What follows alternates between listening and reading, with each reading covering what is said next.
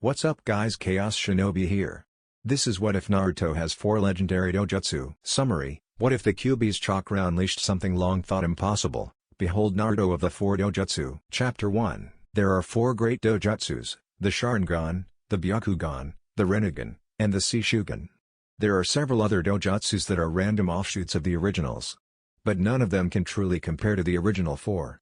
For each of the original 4 have a second stage, the second stage being the double-edged sword. The 4 great dojutsus, however powerful, are also incapable of blending. No 2 dojutsus can create a more powerful hybrid. For when a dojutsu activates, it becomes a permanent part of them, and will be passed on to their offspring. The other dojutsu will remain in the genetic code. But if you activate one dojutsu, you cannot activate the others, even if they are in your genetic code. Each dojutsu has a strength and power that rivals the others. The Sharingan, dojutsu of the Uchiha clan, capable of copying any ninjutsu, genjutsu, or taijutsu, predicting movements before they happen, being able to hypnotize one's opponent through mere eye contact, a limited ability to see various chakra types through colors. But its greatest strength lies in its second stage where it gains its 4 Haijutsu. The Mangekyo Sharingan I, the epitome of the Sharingan cycle, capable of using the black flames of Amaterasu, the eternal illusion Tsukuyomi, the unstoppable warrior Susanoo, and the raging vortex Kamui. But to gain the Mangekyo Sharingan, you must kill the one that means the most to you, whether it is your friend, sibling, parent, or lover. But when you gain the Mangekyo, its power will not last forever. Gaining the Mangekyo causes the user to slowly go blind. Using the Mangekyo even once will accelerate the process. The only one to ever find a way around this was Madara Uchiha. So desperate to keep the power of his almighty eyes, he murdered his younger brother and placed his brother's eyes in his own. His power remained, but he never went blind again, becoming the first Uchiha immortal. The Byakugan, dojutsu of the Hyuga clan, capable of seeing chakra in all of its forms at a much higher level than the Sharingan, seeing things at a telescopic vision, seeing through solid objects, and seeing around oneself at a near full 360 degrees. Like the Sharingan, the Byakugan's greatest strength lies in its second stage. The Ryukon Byakugan, the epitome of the Byakugan cycle, capable of using the Heavenly Archangel, the Punishing Penance, and the Hellish Wrath. But to obtain the Ryukon Byakugan, you must watch as the one closest to you dies, no matter whom it is. You must watch as the life leaves their eyes forever. Controlling the Ryukon Byakugan is a difficult endeavor. Your personality becomes split into 4, the original personality, the heavenly personality, the punishing personality, and the hellish personality. Allowing any of them to gain control outside of one's consent would force the original personality to forever wander purgatory, but using the eye slowly causes the 4 personalities to become one, but becoming one causes the personalities to die, and never be allowed to be reincarnated. The only way to avoid this is to defeat all 3 of the new personalities in one's own mind. Only one has ever achieved this. Her name was lost to history. But she did not want the Hyuga clan to ever control this power. She made sure that all future generations of Hyuga were cold and detached to prevent them from ever being close to anyone. The Rinnegan, dojutsu of the Uzumaki clan, capable of using all of the elements, causing a corpse to be able to move again under the identity of the Rinnegan user, and allows one to create the 6 paths of Preta, Naraka, human, Deva, Asura, and animal, each path having his or her, depends on the body that the Rinnegan user uses for those paths. Own specialty, can also turn deceased animals into a form of summon. The deceased animal will change and warp to become a better tool for what it was intended for. Like all of the 4 great dojutsus, the Rinnegan has a more powerful second stage. The Akuma Rinnegan, the epitome of the Rinnegan cycle, capable of using the sub-elements, including Hyoton, Makuton, and Yoton, as well as all the other sub-elements. One can also actually place the original soul of someone and bring them back to life, whether it be in their old body or a new one. To obtain the Akuma Rinnegan you must kill the person whom you despise the most, no matter who it is. The Akuma Rinnegan's power comes at a price however. By gaining the Akuma Rinnegan you no longer need to eat, drink, sleep, or do any other necessities of humans, but if you do not, then you slowly begin to wither away into nothing more than a crippled pile of flesh, waiting for someone to either kill you or await until your imminent demise. The only one to find a way around this was the Sage of 6 Paths. When he was near the crippling point, he reabsorbed the power of his 6 paths, no longer being crippled, but being in the perfect body for one his age. He had only one child, but he wanted to make sure that the knowledge of how to gain the second level was lost to time.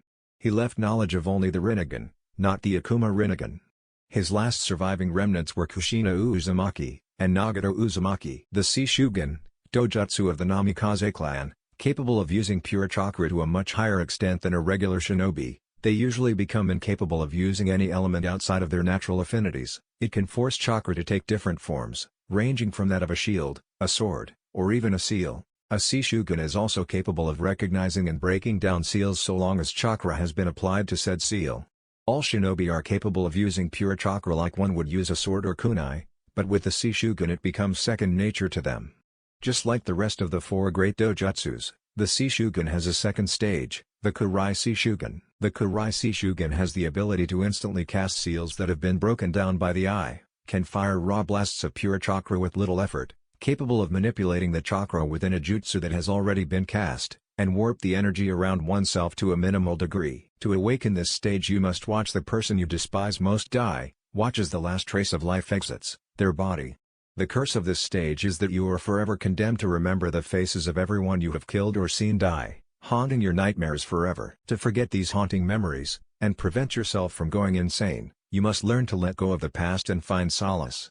One who succeeded in this endeavor was Minato Namikaze, the last of the Namikaze clan. Minato Namikaze created two extremely destructive techniques thanks to his Shishugan, one that only another Shishugan wielder could hope to use. He created the Hiraishin for his family's personal technique, and the Rasengan, that only his sensei was able to master without the Shishugan. Minato Namikaze, son of Noitra Namikaze and Hitomi Hyuga. His father was the last Namikaze, but refused to marry someone for anything but love, even if it meant the permanent destruction of his bloodline. He fell in love with Hitomi Hyuga of the Branch family. Their child grew up an orphan because they died fighting in the Second Shinobi War, dying in the other's arms. Minato Namikaze activated his father's bloodline, but refused to marry for anything but love, for the same reasons as his father. He fell in love and married Kushina Uzumaki, the last of the Uzumaki clan. Kushina Uzumaki, daughter of Madara Uchiha and Kisari Uzumaki. Kushina was a child born from rape. After her father had been exiled from Konoha, he went to Whirlpool to start anew. He was so enveloped by rage that when a woman, Kisari Uzumaki, asked if there was anything she could do to help him, he broke her arms and legs before he raped her. When Kushina was born, her mother died in childbirth. Kushina never was able to activate either of her dojutsu. As the clan heiress she was never put into life or death situations. She didn't know anything about her father until he came to find the child he knew was born there. When she discovered how she was born, she was enraged and disgusted. She used the skills she learned as an Uzumaki and sliced out her father's left eye. Her father wiped out Whirlpool and the Uzumaki clan, leaving only her alive. But before he left, he placed a seal on her. She could pass on her dojutsu, but she would never activate them. Only a Mangekyo Sharingan, wielded by a seal master, could ever remove the seal. She went to Konoha where she fell in love with and married Minato Namikaze. The two were on the same Junon team. They were unstoppable together. They made friends with the clan heirs. Kushina would talk and hang with every one of her classmates, but Kushina absolutely refused to go near Fugaku Uchiha. All she saw in Fugaku was Uchiha. She did not realize that Fugaku was nothing like Madara. When everyone including Fugaku asked why she did not like Fugaku, she explained with great detail. She explained how her father raped her mother, how she was made the last of her clan because of her father's genocide on the village. When the story was done, Fugaku Uchiha, the heartless genius, broke down crying on his knees begging for her forgiveness for his relative's misdeeds. Realizing that Fugaku and Madara were nothing alike, she accepted his apology and they all became great friends. When Kushina and Minato married, not even a month later Minato was named the Yondaime, and not even 2 months afterwards, Kushina declared that they were expecting a child, as were every one of their friends. They couldn't be any happier. Clan alliances were made between all of them. They called themselves the Clan Heads 9. They all were going to have children around the same time, they sort of planned it out that way. 9 months after the declaration, only Kushina and Hiyashi's wife had not yet had their children. It was on this day, that the Kyuubi attacked the village, under orders from Madara Uchiha. The only way to stop the Kyuubi was to seal the demon, and the only thing that could hold the demon was a newborn child, and the only newborn that day, was Naruto Uzumaki Namikaze. After the sealing, Minato died, Kushina was left in a coma, protected by the most trusted Hyugas. And Naruto became the unwilling host of the very demon his grandfather sent to destroy the village. This is where our story begins. Naruto Uzumaki had the capability to activate the Rinnegan, the Sharingan, the Byakugan, or the Shishugan, but because of Kyuubi's chakra unintentionally leaking into his system, it stunted every possible chance for Naruto to activate his bloodlines. It remained his way, no matter how many times he was in a life or death situation, no matter how many times he was beaten near death, his bloodlines never activated. All that changed during Naruto's first C-rank mission. During this mission, Naruto, thanks to the very demon who caused his suffering, had achieved once thought impossible. He was now the only living holder of the most powerful I bloodline to date. Behold Naruto, of the 4 Dojutsu. Well, how was it so far? Naruto will have a harem. I already have a few people planned to be in the harem, but I am open to suggestions. The planned girls in the harem are Hinata, Femhaku, Ayame, Femok, and Femkyubi. No, I will not put in Sakura you %. I refuse to make Naruto seem like a god, but he will be a shitload more powerful. Sasuke and Sakura will be more understanding of Naruto. Kakashi will still not train Naruto during the Chunin exam arc, and Sasuke will not go to Orochimaru for power. Also, Itachi killed most of the clan. Fugaku and Mikito are still alive, as well as Sasuke's older sister by 1 year. The Hyuga elders will not be total pricks, and most of the civilian council will get slaughtered by a very pissed off. Okay, no more spoilers, read the story if you want to find out. The beginning. It was supposed to be a simple C rank, bring Taz another bridge builder to wave. They weren't supposed to be attacked by anyone other than bandits, they weren't supposed to fight ninja, but they did. They were fist attacked by the missing nin called the Demon Brothers, then they were attacked by Zabuzama Mochi. Kakashi-sensei had defeated him, but before he could finish him off, he was taken by a female hunter nin, who was really his accomplice. They had trained the whole week to fight Zabuza. They thought they were ready, they were not even close. On the bridge, surrounded by mirrors of ice, was Naruto Uzumaki, holding the dead body of his best friend. Is this the first time you have seen a loved one die in battle? Is this the first time your heart has been wrenched out of its chest? Spoke the false hunter nin. Naruto just stood there, holding the body of the last loyal male prodigy of the Uchiha clan. No, this was not the first time Naruto had seen a loved one die. This was not the first time he had his heart wrenched from his chest. Oh, how he remembered that incident well. It would forever haunt his memories, until his dying breath. Flashback. It was October 10th, Naruto was sitting out in the rain, holding the cold body of a young girl with sparkling blonde hair and piercing green eyes. Her name was Chio. She had taken a wound to her that was slowly and painfully killing her. The culprit, a tall blue-haired man, a former Anbu that specialized in assassinations, he had lost his wife in the Kyuubi attack, and hated Naruto for holding the monster. Ha ha ha ha ha ha, how does it feel, demon, to see someone close to you die? Feel my pain before I do the same to you, monster, yelled the crazed shinobi. Naruto felt rage welled up inside of him, all the rage and hatred that he had hidden over the years was finally released. He wanted to kill the bastard. He tried to hurt him by killing an innocent. He would die. You bastard, I'll fucking kill you. Naruto ran at the man who was unaware of Naruto's attack. Naruto plunged the kunai that the man shoved into Chio's arm right into his heart. Naruto shoved the kunai deeper into his heart, staring into the eyes of the man that killed the person he cherished most. He hated the man. He had never hated anything, not hated anyone, more than he hated this man. He had endured Konoha's hatred towards him, so be it. But when he hurt Naruto's only friend, he would die. Naruto watched as the life slowly drained from the terrified and crazed eyes of the bastard shinobi. Join your family in hell, you son of a bitch. Naruto shoved the kunai one last bit into his heart, seeing the last bit of life drain from his eyes. Naruto stood up and ran back to Chio's side. No, Chio, don't die, please don't die. Don't leave me alone. Chio looked up at Naruto. Naruto, please, I don't think I can make it. Naruto, please, kill me. Naruto was horrified. He couldn't possibly kill his precious person. Chio, please don't ask me to do that. We can still. Naruto, I'm dying. Please end this pain for me, please. Naruto couldn't believe what Chio was asking him to do, but she was in pain. He couldn't stand that. So with great reluctance he raised the blood-stained kunai, Kami-sama, forgive me, and plunged it into her heart to give her a quick death. Naruto-kun. Naruto turned to see Chio's beautiful green eyes, seeing the life drain from them. Let me look into your eyes, let me have the sight of our eyes be the last thing I see. Naruto never turned away, granting Chio her final wish. He watched as the life drained from his most cherished person, the one he had killed, to end her pain. Naruto swung his head back and roared to the thunderclouds as the rain pelted his tear-stained face. No. The lightning crashed around them as he roared in despair.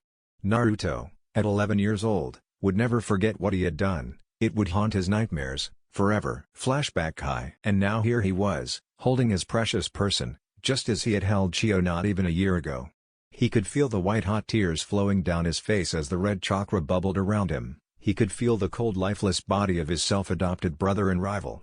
How he wanted to have the power to hurt the damn hunter bitch, how he wanted her to suffer for killing his brother. Little did he know, at that very time, the very demon that caused the damn villagers to hate him so much, was granting his wish. Mindscape, same time. Kyubi, the heiress of the kitsunes and the most powerful demon outside of the kitsune clan leaders, was disgusted. She had been imprisoned in the boy for over 12 years. When she woke up not even minutes ago, she looked at her host's life. She saw every beating that he had endured because the thrice-damned Uchiha had forced her to attack a village that she held no quarrel with. They condemn a child for something he did not control, all because of me, Kyubi sobbed to herself, loathing herself for hurting such an innocent soul. I will make it up to him, but how? Kyubi thought perhaps she could give him a bloodline, but that would cause him to become a Hanyo. She sobbed even harder, hating herself for not being able to make it up to her. She then noticed something. She looked at his family history. She then had the biggest foxy grin on her tear-stained face. I just may have found a way to start making up my debt to you, Naruto-kun. Where the fuck did the kun come from? Deciding to leave that thought for later, she activated the bloodlines of Naruto, the 4 great dojutsus, and gave them a way to be compatible at last. But she was not done there. She made sure that Naruto had all the power he could get from the dojutsus, feeling that if anyone deserved their power, it was Uzumaki Naruto. She regrettably decided to make Naruto physically relive the memory of his friend's death, to activate the final stages. Naruto-kun, please forgive me for causing you this pain. I feel my debt to you will never be repaid, but I will do whatever I can to make your life better. Knowing that each dojutsu had a downside, she flooded the prepared product with her chakra to purify them. Well, I may have been able to keep himself from making it impossible to use the eyes, but they will still have their downsides. At least the downsides are now only chakra-based. Being satisfied with her finished project, she painfully began the activation process. Naruto-kun, I hope you can find it in your heart to forgive me for the pain I am about to cause you. She then began the process, never noticing that her tampering broke the seal that bound her. Back with Naruto. As Naruto was crying, he began to feel pain in his eyes and forehead. It started out small, then erupted into a pain far worse than any beating he had ever endured. He felt his eyes burning, he felt his forehead cracking in 2 places, both of them right above his eyes. He felt the flesh split and blood pour down his face. He clutched his forehead and felt the flesh surround 2 holes in his forehead like they would an eye socket. He then touched the inside of the holes and felt the blood forming together, solidifying, forming some sort of flesh object. He screamed in pain as his own chakra mingled with the red chakra that he knew was the 9-tailed fox's. He did not notice the chakra coming together nearby him as it began to form a solid object, an object very human-like. All he felt was insurmountable pain. He heard tears of what sounded like sorrow, and he then felt himself be embraced from behind by a pair of arms. He felt the pain slowly die down until it was non-existent. He turned around to see the face of possibly the most beautiful woman he had ever seen. He finally looked down into his puddle of tears and blood to see his reflection. Seeing a 4-eyed blonde staring back at him, Naruto of the 4 dojutsus was born. With Kakashi and Zabuza, they had both seen what Naruto did. Kakashi was wondering what Naruto could possibly have done to shatter a Kekkei Genkai.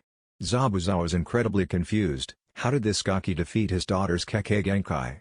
They stared at Naruto until he looked up in their direction. When they saw his face, they were creeped out and amazed. Naruto now had 4 eyes, each one was different. In Naruto's eyes were the 4 great dojutsu. In the eye above his original right eye was the Sharingan, in the eye below his Sharingan was the Shishugan, his original left eye was now the white of the Byakugan, and the eye above his Byakugan, he had no idea what it was, but it had a single small black pupil and was surrounded by various rings. He thought perhaps someone else would know about it once they got back to Konoha. But why the hell did Naruto have the Shishugan? The only person he knew of who possessed that eye was. Realization dawned on him. Minato-sensei. Zabuza was confused as hell. Haku could never be defeated by a lowly Genin. Nobody could break her Kekkei Genkai, it just wasn't feasible. Zabuza stared at the kid and finally realized what the hell happened. The child had the 4 great dojutsu, and they were in their second stages. That was how he did it. The Rinnegan's second stage allowed one to control the sub-elements to a degree. But how did this kid possess all 4 of the great dojutsu? Anyone who had heard the legends of the dojutsu knew they were incompatible. He stopped pondering this when he saw the child turn to the now terrified Haku. No, he would not let his daughter be harmed. Fuck his missing nin bravado. No one hurts his daughter, He rushed towards the boy to protect his child. Back with Naruto. Naruto turned his head to the now terrified girl and walked towards her. When he was only a step away he felt someone come at him. Completely on instinct he raised his arm and charged chakra into it, stopping what appeared to be a heavily used guillotine. He turned his head to see Zabuza, but he then turned back towards Haku. The strange thing was when he looked into her eyes he saw the truths about her. He saw that Sasuke was not dead. He released the guillotine and shoved Zabuza back by pushing the sword. He walked over to the red-haired girl and lifted up her injured form bridal style, causing her to blush a Hinata style red. Apparently she liked him. Yes, Naruto knew that Hinata liked him, and he himself liked her back, but he was afraid of what people would do to her if she was dating the Kyuubi brat. Naruto began walking towards Kakashi-sensei when he heard clapping. He turned his head to see a short portly-looking man standing in front of what seemed to be about 300 thugs, carrying weapons from axes to katanas. Well, it seems that the so-called demon of the mist can even beat some four-eyed freak. No matter, my thugs should be able to kill all of you. The one Naruto assumed as Gato then sent a lecherous grin towards the three girls on the bridge, but I think I'll keep the little girls, they would definitely prove an exotic fuck. The rest of the thugs licked their lips in anticipation to possibly rape the girls. Oh, by the way, Tazuna, you might want to hand yourself over, especially when I have this. Gato pointed behind him to see Tsunami being dragged up with her son, both in chains. Naruto was about ready to run forwards when he stopped to think. No, I need a plan. How can I get them out of there if they are surrounded by over 300 thugs? But what, if only I could take out all those thugs without hurting Tsunami or Inari? Naruto's thoughts were answered when he started to feel a stinging in his top right eye. He looked at the thugs. He saw Kakashi looking at him with a wide eye. But when he looked at the thugs he saw what appeared to be a swirling mass pulling anything it could grip into it. The thugs started lifting off the ground before they were brought right into the vortex where they were shredded. He saw the blood pour out of the vortex. This continued until only Gato, Tsunami, and Inari were left on the bridge. What the fuck did you do to my menu? Ah. Gato had looked directly to Naruto who was running right at him followed by a very pissed of Kubariki wielding Zabuza and a Chidori charged Kakashi. Gato did not even have time to blink, he was kicked up in the air by Naruto. He did not reach the ground before Zabuza leapt up in the air, cutting him in half at the hip. The last thing Gato saw was a ball of lightning being shoved into his face. Naruto was exhausted and fell to his knees. Shit, that took a lot out of me. Hey Kakashi-sensei, can I get a little help here? Naruto did not realize just how much chakra he used using all four of the great Dojutsu's final stages. Kakashi was amazed. Naruto not only had the Sharingan, but the Byakugan, the Shishugan, and some other Dojutsu. But the most amazing thing was that his Sharingan had morphed into a pinwheel shape. Naruto had the Mangekyo Sharingan. Naruto's was slightly different yet similar to Itachi Uchiha's. Naruto's Mangekyo was shaped like a three-point curved shuriken. It seemed to have a smaller petal arrangement inside each groove separating the points. Kakashi knew that the Mangekyo Sharingan was extremely powerful, but he wondered who of Naruto's parents had it. Kakashi decided to leave that thought for later. He went to help up Naruto when he was pushed aside and saw Naruto be embraced by Tsunami and Inari both sobbing. Thank you Naruto-kun, thank you. If you hadn't killed those monsters we would have been tortured and sold as slaves. I would have been separated from my only child to be used as a sex slave. Tsunami burst into tears while burying her face into Naruto's comforting embrace. 3 hours later at Tazuna's. Team 7, Tazuna, Tsunami, and Inari had arrived at the house with Zabuza, Haku, and the now identified Kakashi, Kyuubi. They had to carry Naruto because he had overexerted his chakra, much to Sasuke and Sakura's ire and to the joy of Kyuubi. They had just laid Naruto's exhausted form on the couch before the questions started. Alright Kakashi-sensei, why the hell does Naruto have 4 eyes? Why are the missing nin that tried to kill us here, and who the fuck are you? Sasuke was confused as ever seeing the Kyuubi. He was glad he activated his Sharingan, and was amazed that he held his own against the hunter nin. Kakashi did not know how to explain this without breaking any S-class laws. What could he say? Naruto has all 4 of the great Dojutsus because he had the Kyuubi sealed inside of his body. Oh yeah, that wouldn't be breaking any laws. Just as he was about to speak, Kyuubi decided to talk. Kakashi-san, I will explain. You can't reveal some of the information that they need. Sasuke and Sakura were confused. What couldn't Kakashi reveal? Now to begin I will tell you who I am. I am the Kyuubi no Kitsune. Everyone but Kakashi was surprised at this. Here, standing in front of them was the very demon that had destroyed their village. But she seemed so gentle and kind. I am sorry for what I did over 12 years ago. I was not myself, an Uchiha by the name of Madara. He used the power of the eternal Mangekyo to gain temporary control of me and forced me to attack the village. I was imprisoned inside Naruto by your Yondaime. I never wanted to attack the village. I woke up after 12 years and viewed my host's life. How can humans treat their young so horribly? He was beaten to death on his 5th birthday. How can they be so cruel? Kyubi was sobbing with her face in her hands. Tsunami was trying her best to comfort her. Sasuke and Sakura were appalled. If Naruto was treated that badly, then why weren't there any scars? Kakashi, if what she says is true, why aren't there any scars? Questioned Tazuna, appalled that someone could do something so despicable to a child. The reason Naruto wears that jumpsuit is because it was layered with hundreds of genjutsu seals that never fade thanks to the special cloth in it. Naruto has scars covering every part of his body. He has been beaten by most of Konoha's population. Sasuke and Sakura were appalled. Naruto endured that. They went to Naruto's sleeping form and removed his bright orange jumpsuit. When they finished removing it, a shimmer went across Naruto's sleeping form to show hundreds of scars covering his whole body. Where Naruto's whisker marks were, there was a large scar in each place, carved in by a sharpened kunai knife. They looked at Naruto's chest to see a diagonal scar leading from the top of his left shoulder to right below his hip. They also saw burn marks that seemed to come from Katen Jutsu. Most of the burns were just rough skin now, but when they turned Naruto onto his back, it looked like he had the Kyubi no Kitsune carved into his back with white-hot kunai knives. They looked at his right arm to show that it had been cut off and then reattached at some point. Not being able to take any more, Sakura ran from the room with tears in her eyes while Sasuke was shivering like a leaf. Kakashi, is this how your village treats its heroes? He saved your village by holding this demon, no offense, in his navel, and they beat him for something he could not control. I am wondering if we should ever hire from Konoha again after seeing what they did to a child. Tazuna was seriously miffed. Here was a child no older than 12 that had been beaten because he was a prison for a monster. Narrow-minded fucks. GRNNG. Everyone turned around to see that Naruto was now waking up. My head hurts like hell, damn it. Sakura and Sasuke were staring at Naruto. And Haku was wearing a blush seeing Naruto's well-toned chest. Why are you guys staring at me? Sakura handed him a mirror. Thanks Sakura. And Naruto looked into the mirror to see 4 eyes staring back at him. I thought that was a dream. Naruto was now hyperventilating. Tsunami ran across the room and started rubbing her hand on his back trying to calm him down. What the fuck happened to me? Naruto was saying his words in between breaths. Kyubi came forward and began to explain. As soon as the explanation was done, Naruto looked into Kyubi's eyes. He saw she was not lying. I forgive you. Then Naruto asked the question that everyone was wondering. Why the hell do I have 4 eyes? Everyone looked at Kyubi, who had on an uncomfortable grin. She then told everyone how she went through his DNA and found a way for the Dojutsus to be compatible, as well as the fact his second stage now only caused the major downsides if he overexerted his chakra or used what was left of Kyubi's that was still in her body. At the end of it, Naruto did a very Hinata-like feint. Thump. Kyubi looked from Naruto to the rest of the group and broke out in a huge grin. I think he took that rather well.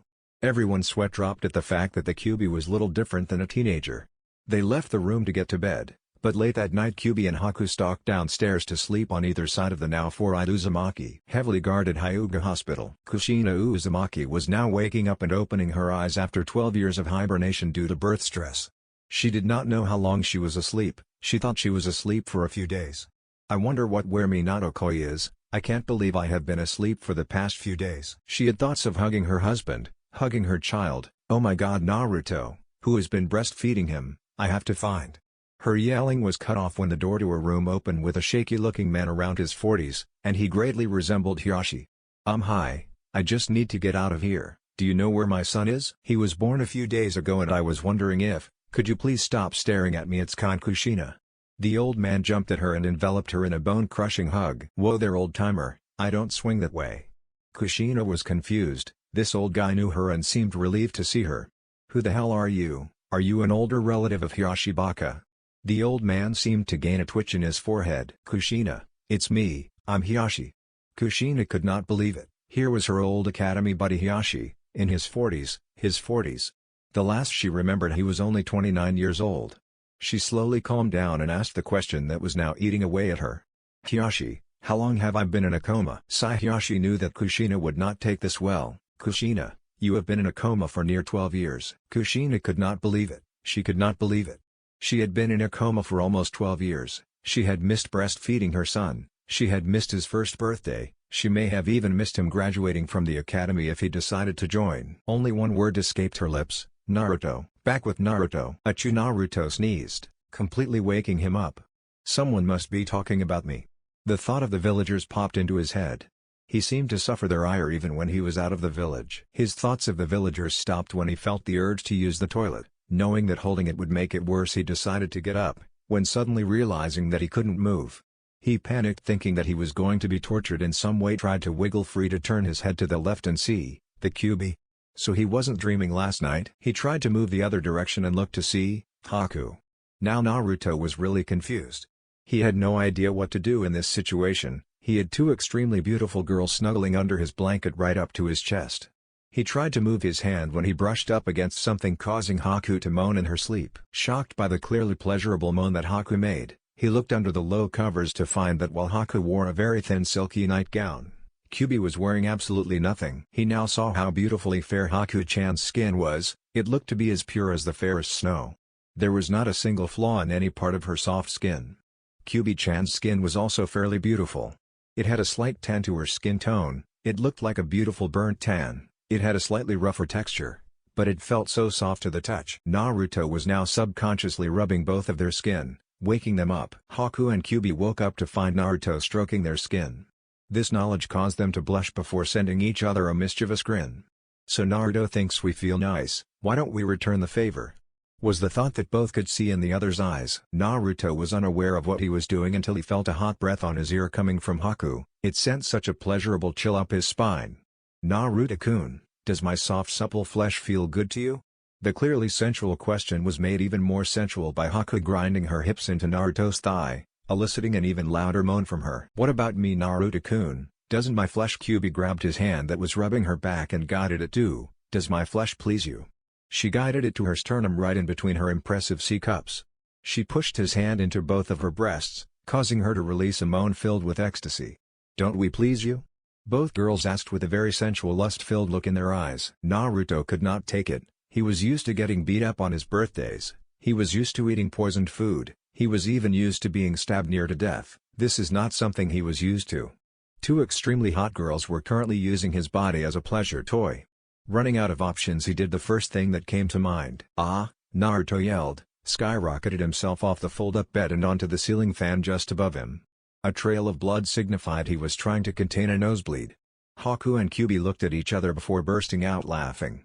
It's true that they were attracted to the four-eyed blonde, but they did not expect their flirting to do that. They continued laughing until the wall separating the living room and the kitchen was busted down, showing a Kubariki-wielding Zabuza wearing bunny slippers, a Sharingan-wielding Kakashi, and Sasuke with both of his eyes activated while wearing a shirt that said "I love tomatoes." The sight that they came across could not be any more disturbing. Haku and Kyubi were either naked or were wearing skimpy clothing. They were wrapped up in a blanket that looked like it had been recently thrown off, and Naruto was hanging from the ceiling, muttering about overly sensual girls and how he was not an Urochigen. Zabuza was looking at his daughter and back at the twitching Naruto that had just been taken off the ceiling by a very proud-looking Kakashi. Haku, I think it's about time we had. Zabuza was dreading this. Why couldn't her mother do this? Oh, that's right, she was in Konoha waiting for them. The talk with Kakashi. Kakashi could not be any more proud of his student. He had gotten to sleep, not that kind of sleep you pervs, with two absolutely stunning ladies. Well, technically one was an all-powerful demoness. But both girls seemed to have an attraction towards him. And with his new bloodlines, he could fall under the Clan Restoration Act, meaning multiple wives. Kushina-sama would so kill me for the way I am going to corrupt my student. He knew that Kushina would kick his ass for corrupting any children. With Kushina had just stopped bawling when she felt a strange sensation run up her spine. Overprotective mother senses, tingling. At the mention of the word mother, she went back to bawling while Hiyashi and his wife tried to calm her down. Nitara was a beautiful woman. She was a refugee from the Hidden Rain village. Her eyes were a beautiful mauve and her hair was a stunning violet. If Hinata did not have short hair and the Byakugan, the two of them could practically beat twins. Albeit one was taller than the other and was extremely possessive of her husband. Being possessive of what they claim as theirs is a problem that most women in Nitara's family have. Hinata seemed to have carried that trait in regards to Naruto. Kushina had just been told about everything Naruto had endured, down to the last beating. She could not believe that her son lived through all that. Why didn't you take him in, Hiyashi? Why did no one take him in? Kushina was angry. The alliance between their clans stated that when one of their own was in trouble, the other would come to assist. Why did none of her friends take Naruto in? Kushina, we tried everything we could to adopt Naruto. But the civilian council and the elders managed to block us at every turn. We managed to hold enough power to keep Naruto from getting executed. But that was as far as we could go. Kushina was now quivering in rage. The council tried to have my son executed? The venom in her voice terrified the room's occupants. Those fuckers are dead. Do you hear me? Dead. Kushina ran straight for the clothes that had been sitting on her bedside and pressed a seal her husband had placed on it and pulled out her special friend. She was now holding the same blade she had used to slaughter 117 Iwa and Kumo shinobi that were invading Konoha. This very same blade is what got her the nickname, the Red Death, and now she was going to use it on the fuckers who tried to murder her child. She started walking right towards the door before she was grabbed by her arms by Nitara and Hiyashi. Let go of me, I'm going to kill those bastards. Kushina was struggling from being in a coma for the past 12 years. No Kushina, you can't go out here and kill. Fuck you Hiyashi, I can't believe you would allow these monsters to go on living after what they have done. Have you never wanted to hell my son? I have wanted to kill the fuckers who dare call themselves human beings for so long. The Hyuga elders and I, the branch house even, were ready to go out and kill half the village for what they did to Naruto. But before we could even leave the compound, Naruto found out about our plan. He begged Kushina, he begged us to not hurt the villagers, he begged on his hands and knees to forgive them. We wanted so badly to go out and kill every person who harmed him Kushina, but we saw that doing that would only hurt him more than he already was. Kushina stopped struggling, she turned to face Hiyashi. How Kushina was confused, how could he stand them after what they have done? Kushina this time it was Nitara who spoke, for some reason or another he sees the village as precious to him.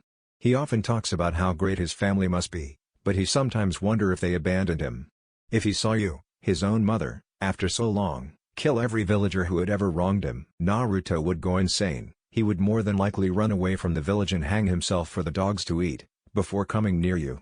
The conflicting emotions just would not process properly in his brain. Kushina remained silent. She was right. If her child saw her do such a thing, his own mother, killing anyone he viewed as precious, he would kill himself to relieve him of his mental torment. Kushina broke into tears, thinking that she had failed as a mother in every way. Back with Naruto, Kakashi-sensei had just finished giving him the talk. Did sensei really have to use his damn perverted book for a reference?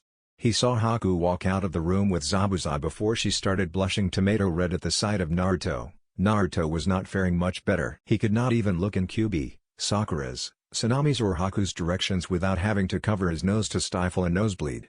He walked into his room and decided to check out his wardrobe.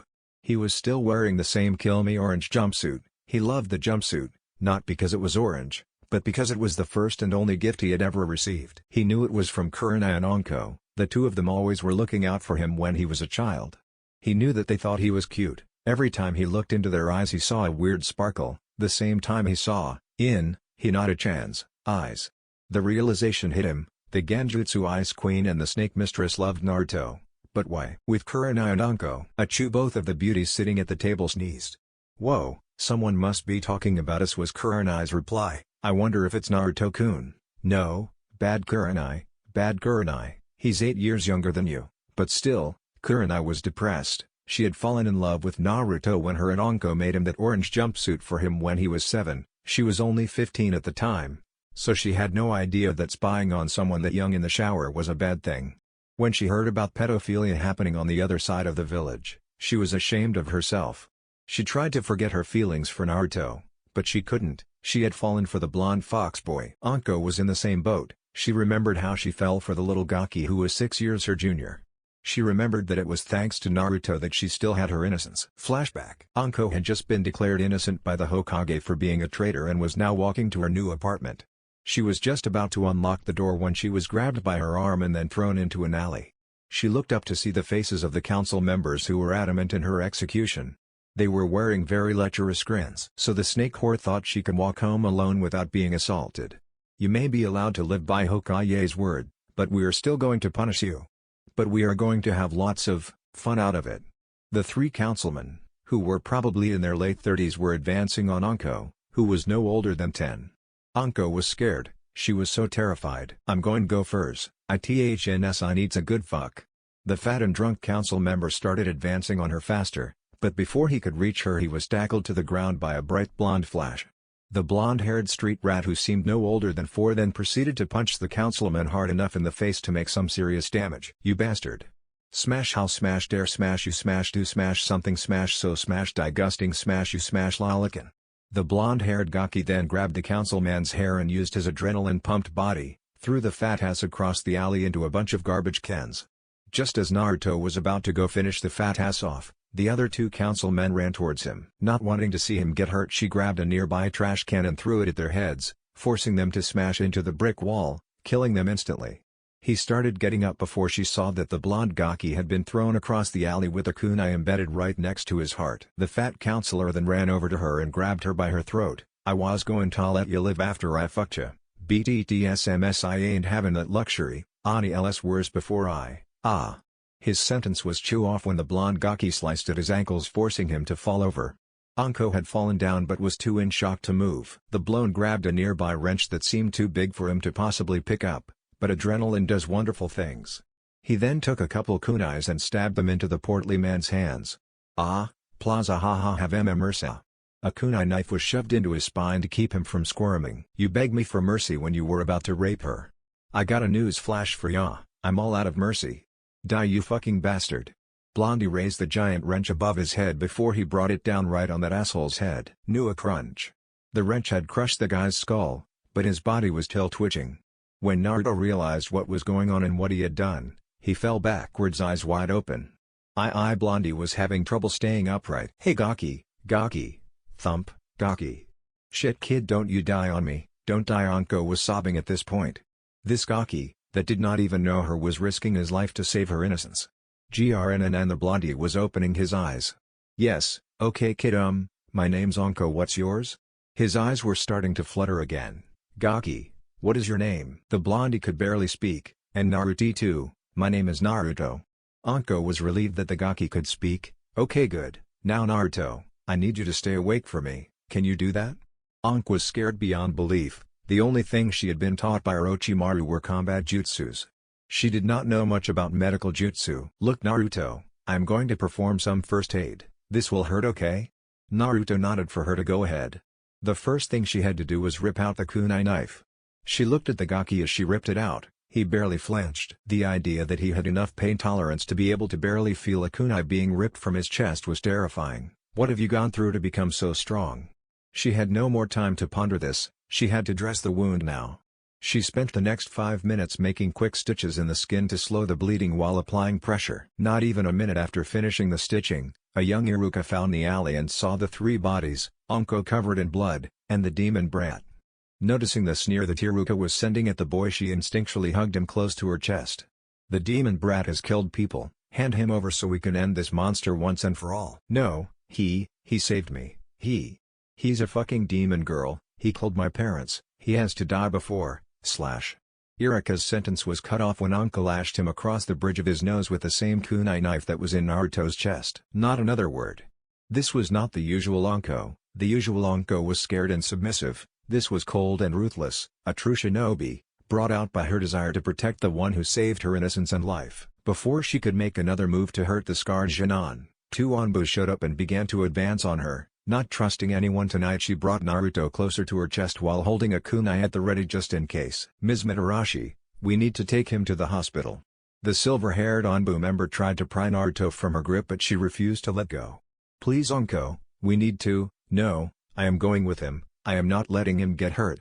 The 2 Anbu looked at each other before nodding. The large bear-masked Anbu then picked up both Naruto and Anko, neither one letting the other go. They then jumped off into the distance to the hospital. About halfway there, Naruto woke up and stared into the beautiful purplish tan eyes of Anko Mitarashi. "Pretty," was all Naruto said before passing out again. Anko began to blush. "Did he just call me pretty?" She looked at the whisker marks of the poor Gaki. She felt a warm feeling in her chest. For the first time in months, Anko smiled.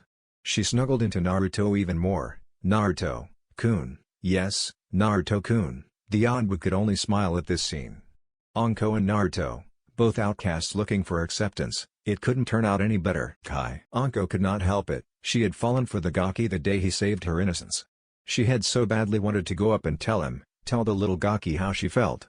She knew Kurenai liked the kid as well, and she was curious as to why that was. Kurenai said. Genjutsu mistress turned her head. Why do you like Naruto? Kurenai blushed at this and looked away from her longtime friend.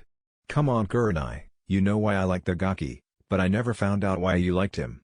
He two of them had been friends for years. Kurenai at one time did not care either way about the boy, until she saw the scars that riddled his body. She began stalking the boy whenever he was home.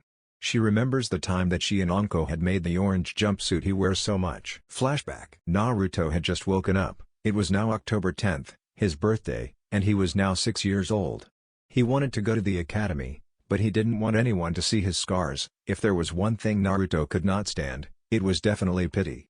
He had just finished washing his toothbrush in boiled water and went out to the living room, where there was a square package. Outside Naruto's window was Kurenai Yuhi and Anko Mitarashi. They knew that the Gaki did not have any skills in genjutsu, so Anko made a specialized jumpsuit out of a lightweight, durable fabric, while Kurenai applied everlasting genjutsu seals.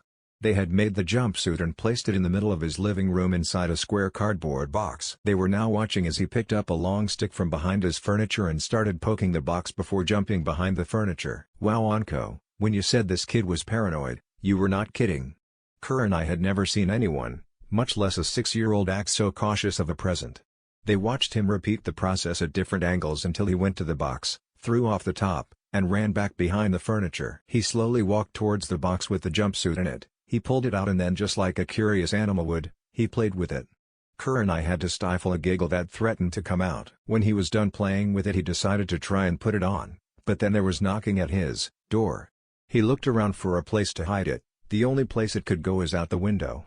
He ran to the window and threw it out, hoping it would catch on something. Kurenai and Anko were furious for a second seeing him throw it out the window, until they saw 3 old drunks barge into his house and destroy everything that he owned right before they tried to beat him. Unable to take any more, they jumped through the window and kicked all of the drunks' asses. They then went and grabbed Naruto and ran to the hospital. Late that night they go back to check on Naruto in the hospital, only to find a trail of blood leading back to his apartment. They followed it all the way up to Naruto's apartment, to find him sleeping on the floor with the same jumpsuit that they had made. Kurenai was astounded. He risked blood loss for a gift. She saw him stir as he opened his eyes. He looked into her crimson orbs. He said a single word to describe the angel he saw: beautiful. Kurenai was blushing. The boy had just called her beautiful, but he wasn't being snide about it or trying to get into her pants. He said it because he genuinely thought that they had both fallen hard for the Gaki, but they knew they could not share him. Unless he somehow came back from a mission with a Kekkei Genkai, he was going to be allowed only one wife. How lucky they were that that was the current case. Back with Naruto. Naruto was starting to get really confused. All evidence points that Kurenai Yuhi, the Ice Queen of Konoha, and Anko Mitarashi, the Snake Mistress, had the hots for him. Oh boy, if his assumptions were true, then he was going to have a heyday with Kakashi. He wondered how they would take his new look. He certainly hoped they did not hate him for the extra eyes. Naruto wondered if this new eye form would be passed on to his children, considering he ever had any. Little did he know that someone was determining that back in Konoha right this minute. Hokage's office. The Sandaime was currently battling the second greatest enemy to mankind, a creature far worse than any experiment created by the traitorous Snake Sanin. Paperwork. He cursed whatever god. He was currently reading through the report that Team 7 had just sent via Messenger Eagle. Sai the Sandaime was wondering how the council was going to take this. Yes, the council was the greatest enemy to mankind, corrupted dumbasses. Once they got wind of the fact that a bloodline user was coming to Konoha, they would be demanding her use as a breeding stock. Not to mention the fact that the old war would be demanding that the Kyuubi be turned over to him. He was currently rereading the report on what happened to Naruto. He began rubbing his temples after he finished. I'm getting too old for this shit. Suddenly the door to his office was slammed open. Lord Hokage-sama, I apologize for interrupting you, but we have news on that blood sample Kakashi-san sent us. Kakashi had sent a blood sample to Konoha a few days ago. Kakashi was wondering if Naruto's new condition would be passed on to his children. And I must say, sir, that it produced interesting results. Well, what have you discovered? Sarutobi was getting anxious. How the hell did Naruto have all 4 dojutsu running through his veins? Minato was the only one of Naruto's parents with an active dojutsu. Could Kushina have hidden hers too well? Sir, it would seem that the blood sample contains all 4 of the dojutsu, the difference being is that they are compatible. Apparently the major issue with dojutsu is that since they are dominant genes, one either becomes inactive or they never manifest. This is due to the fact that the human eye can only contain the chakra network for a single dojutsu, But the DNA sample shows that the DNA was altered and that the body managed to gain 2 extra eyes, and then placed a single dojutsu in each eye. And judging from the sample, this would be passed on as a fully dominant trait, all 4 dojutsu, with all the strengths of the originals. We now have the most powerful dojutsu bloodline to be created from experimenting with dojutsu. Sarutobi was sitting there with his mouth wide open, the most powerful dojutsu bloodline thus far. Amazing, experiments with the Byakugan over 80 years ago and mist created dojutsu that basically blinded the Byakugan. Amazing that Naruto no could become the most powerful dojutsu shinobi. But that's not all, sir. It appears that Naruto has all the benefits of the dojutsu's second forms. But the drawbacks are far less than what their predecessors were. Sarutobi could barely keep himself conscious. Naruto could use the Mangekyo Sharingan without going blind. But what about the other dojutsu? What were their second forms? At this point, one more bit of shocking information and he would lose consciousness. Suddenly the door flew open revealing Nitara, wife of Hiyashi Hyuga, Lord Hokage. Kushina woke up, thumped. Nitara looked at the Sandame's desk to see him lying on the floor. What did I say? Back with Naruto. He was currently walking around town to see if he could not find a store that did custom clothes. He was having a difficult time not feeling uncomfortable because of all the stares being directed at him, stares of admiration. This was new, usually people were staring at him with hate-filled eyes. Finally he found a shop that made clothes and gear. He walked inside to see various cloths, anything you could find from silk, to leather, to cotton. He was now looking at a high-density fiber when someone tapped him on the shoulder. He spun around to see a man by the age of about 30 looking at him. What can I help you with, Sonny? We make custom clothes here, so if you can just tell me what you want and how much I can set something up for you. The man had an aura around him that Naruto calmed down around. Aura, shit, Naruto had to ask Kyubi-chan about. Chan? Yeah, I was wondering if I could get this made. Naruto pulled out a sketch pad that had a drawing of a few sets of clothes. I would like 3 pairs of each. The materials I would like them made out of are on the page behind it. I would like the sketch pad back when you're done. How much will it cost? Naruto had been trying to get those designs made for a long time, but no store in Konoha would even let him in the front door. He had the money, it was finding someone who would help that was hard. For the hero of Wave, I'll make him free. You saved our country and helped rid us of that monster Gato. Wave will forever be in your debt. The man gave a low bow as if Naruto were his master. Naruto could not believe it, he was the hero of Wave. He wondered if that was the reason all those girls were staring at him. Well shit. Sir, are you sure? Wave is still recovering from Gato's regime. Do you really want to do all these for free? Yes, I lost many a friend to that fuck Gato. You avenged their deaths for me. For that I am grateful. Giving you free clothes is the least I can do for you. As soon as Naruto handed him the designs, the man ran to the back to begin making them. Naruto then began walking through town until he found an old weapon shop. He decided that kunai knives weren't exactly the best weapon for other ranges of combat besides throwing. He went inside to find one of the most amazing assortments of weapons he had ever seen. He could only imagine what that girl who runs the weapon shop that he usually buys from would do if she saw this place. On one shelf there were beautifully designed axes that could probably cut someone in half.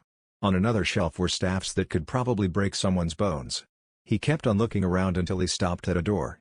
Something seemed to call to him. He walked inside the door and found a completely new arrangement. Here were beautifully ornamented weapons that echoed a call of power, but only one weapon caught his eye. It was a beautiful curved sword. The handle curved towards the front, the pommel only covered one side, but the blade looked as if it was made of water. Yet the blade had a solid form. The blue that was the blade had ornamental designs all over it. Think water sword from Prince of Persia warrior within. He reached for it, it was calling to him. Just as he was ready to pick up the blade. No, don't touch it. But it was too late. Naruto had grabbed his sword, nothing happened, but the sword felt, right in his hands. The man was shocked. No one had ever been able to pick up that sword. Every other person had their arm sliced to bits by a whirlpool created by the blade. Sir, what is your name? If this child was who he thought he was, then the blade in fact was his. My name is Naruto Uzumaki. The man gasped, an Uzumaki yet lived. He had spent years in this country, waiting, hoping that an Uzumaki was still alive. Why do you ask, sir? My name is Toshiro Kusagana. My family originated in Whirlpool. We were the greatest weapon makers in all of the lands. The sword you hold was the product of my clan and yours, our arts in sword making, and the Uzumaki ability to use the elements. Only a member of the Uzumaki clan can use it though. My clan can hold the weapon, but the weapon is impossible for our clan to use. After Whirlpool's destruction, a few members of my clan left to Konoha. The last Uzumaki also went to Konoha. We were also young, and we saw our whole village slaughtered by a monster. What destroyed your village, if I may ask? Naruto wanted to know what thing had the power to destroy the village that his family came from. He turned around to face the man. Well, it was, Wa. The man jumped back and pointed at Naruto. That he was pointing to Naruto's Sharingan. Naruto was trying to deactivate it, but he had no knowledge of what Kyuubi did to give him the Dojutsu in the first place. What, my Sharingan?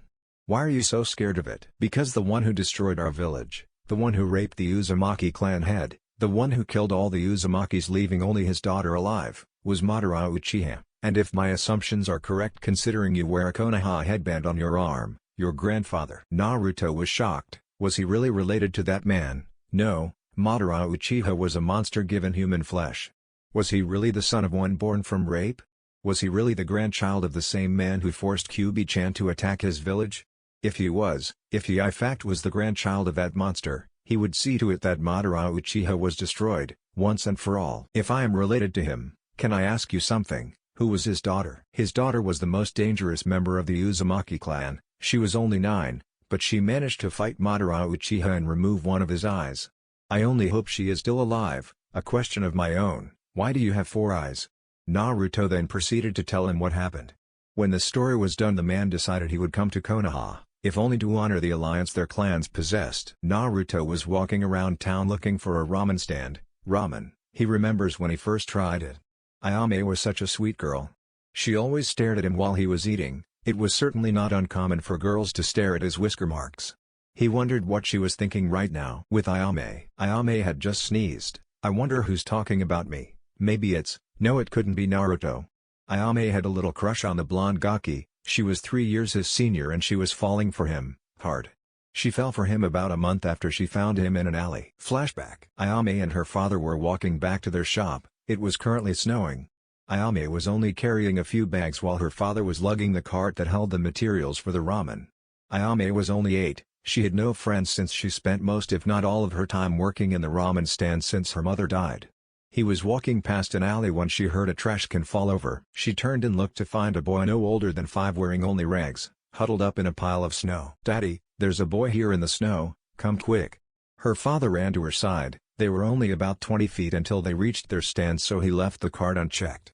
When he got to where his daughter was, he had the most horrified face she had seen him ever wear. Ayame, run to the stand and unlock the doors, I'll carry him inside. Ayame did as her father said and ran to the stand. When she opened the door, she turned on the heat knowing the little boy would be freezing. Her father came in seconds later and placed him on the couch. Daddy, why was the little boy in the snow with no clothes on? Won't his mom and dad be upset? Ayame did not know that the boy was an orphan, nor did she realize that he had been beaten and left in the middle of an alley to die. Tucci wanted to keep it that way for a while. GRNN and the little boy was waking up and began to open his eyes. Ayame and Tucci got closer to the boy to make sure he was okay. When he opened his eyes, he blinked them twice and then, he jumped off the couch and ran under the table shaking like a leaf, mostly out of fear. Ayame had never seen a boy so hurt before. He was only 3 years younger than her and he looked like he had been beaten repeatedly. Daddy, why does that boy look like he has been beaten? He isn't even old enough to defend himself. Her father took her into another room and explained everything to her. When her father was done, she ran to the little boy, grabbed him out from under the table, and hugged him to her chest. Naruto was terrified. The little girl grabbed him and was now squeezing him. She's trying to choke me to death. Let me go. No, Ayame was trying her best to show the boy affection. Let me go.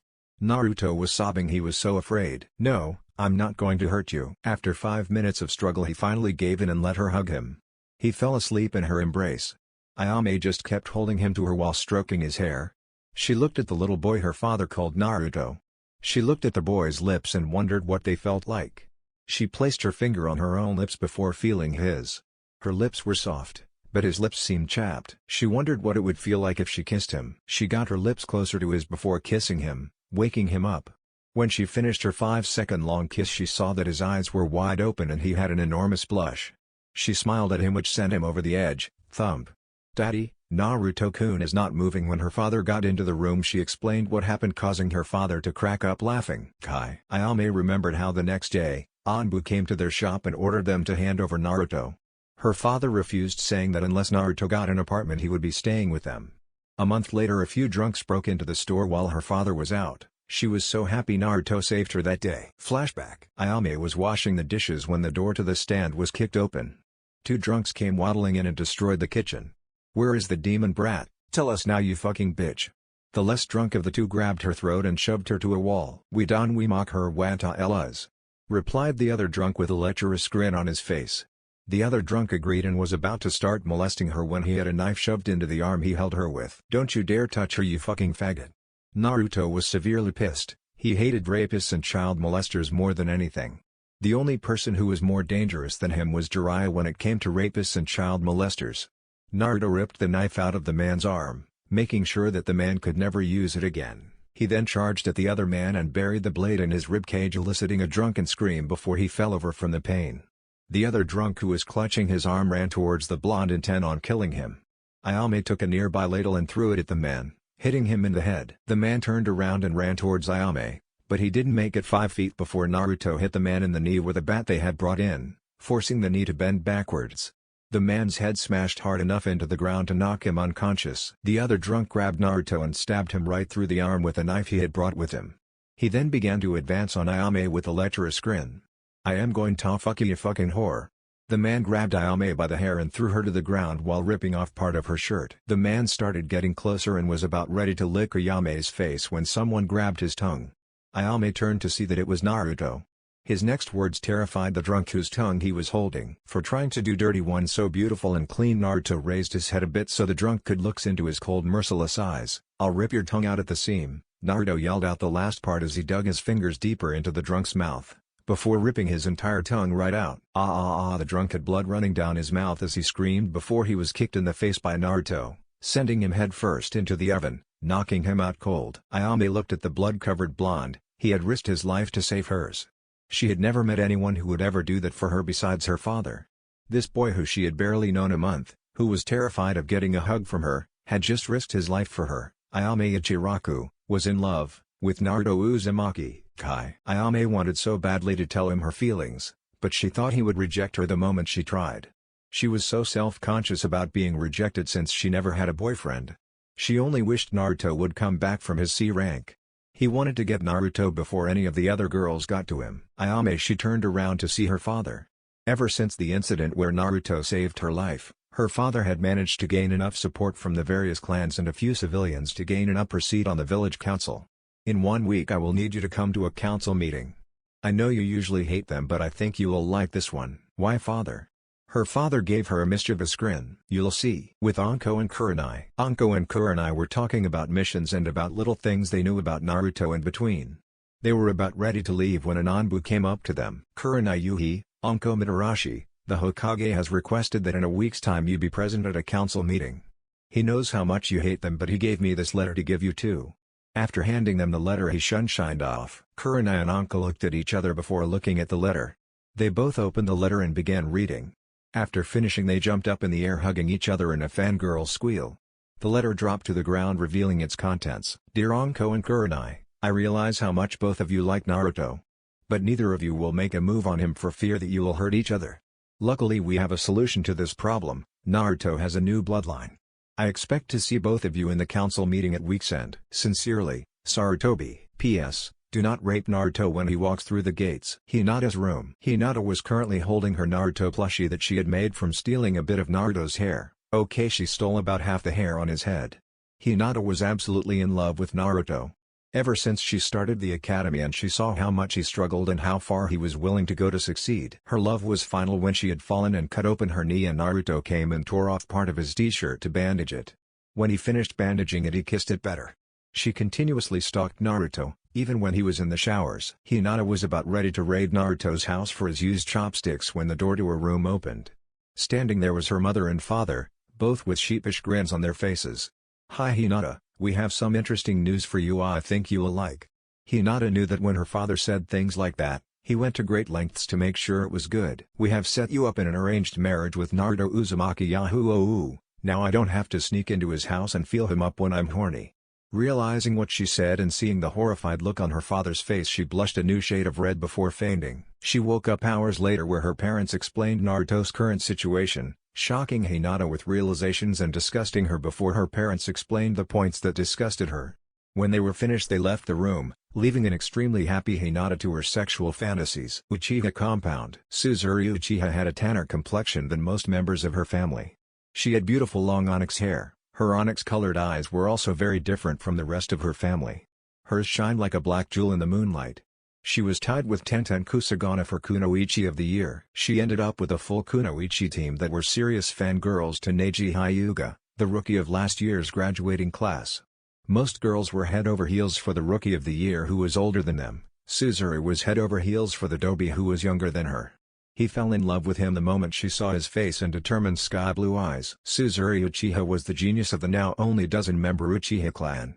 She was about 9 months older than Sasuke and only a year older than her crush Naruto Uzumaki. She had seen what many of her clan members did to Naruto. She was glad her brother Itachi had killed most of the clan.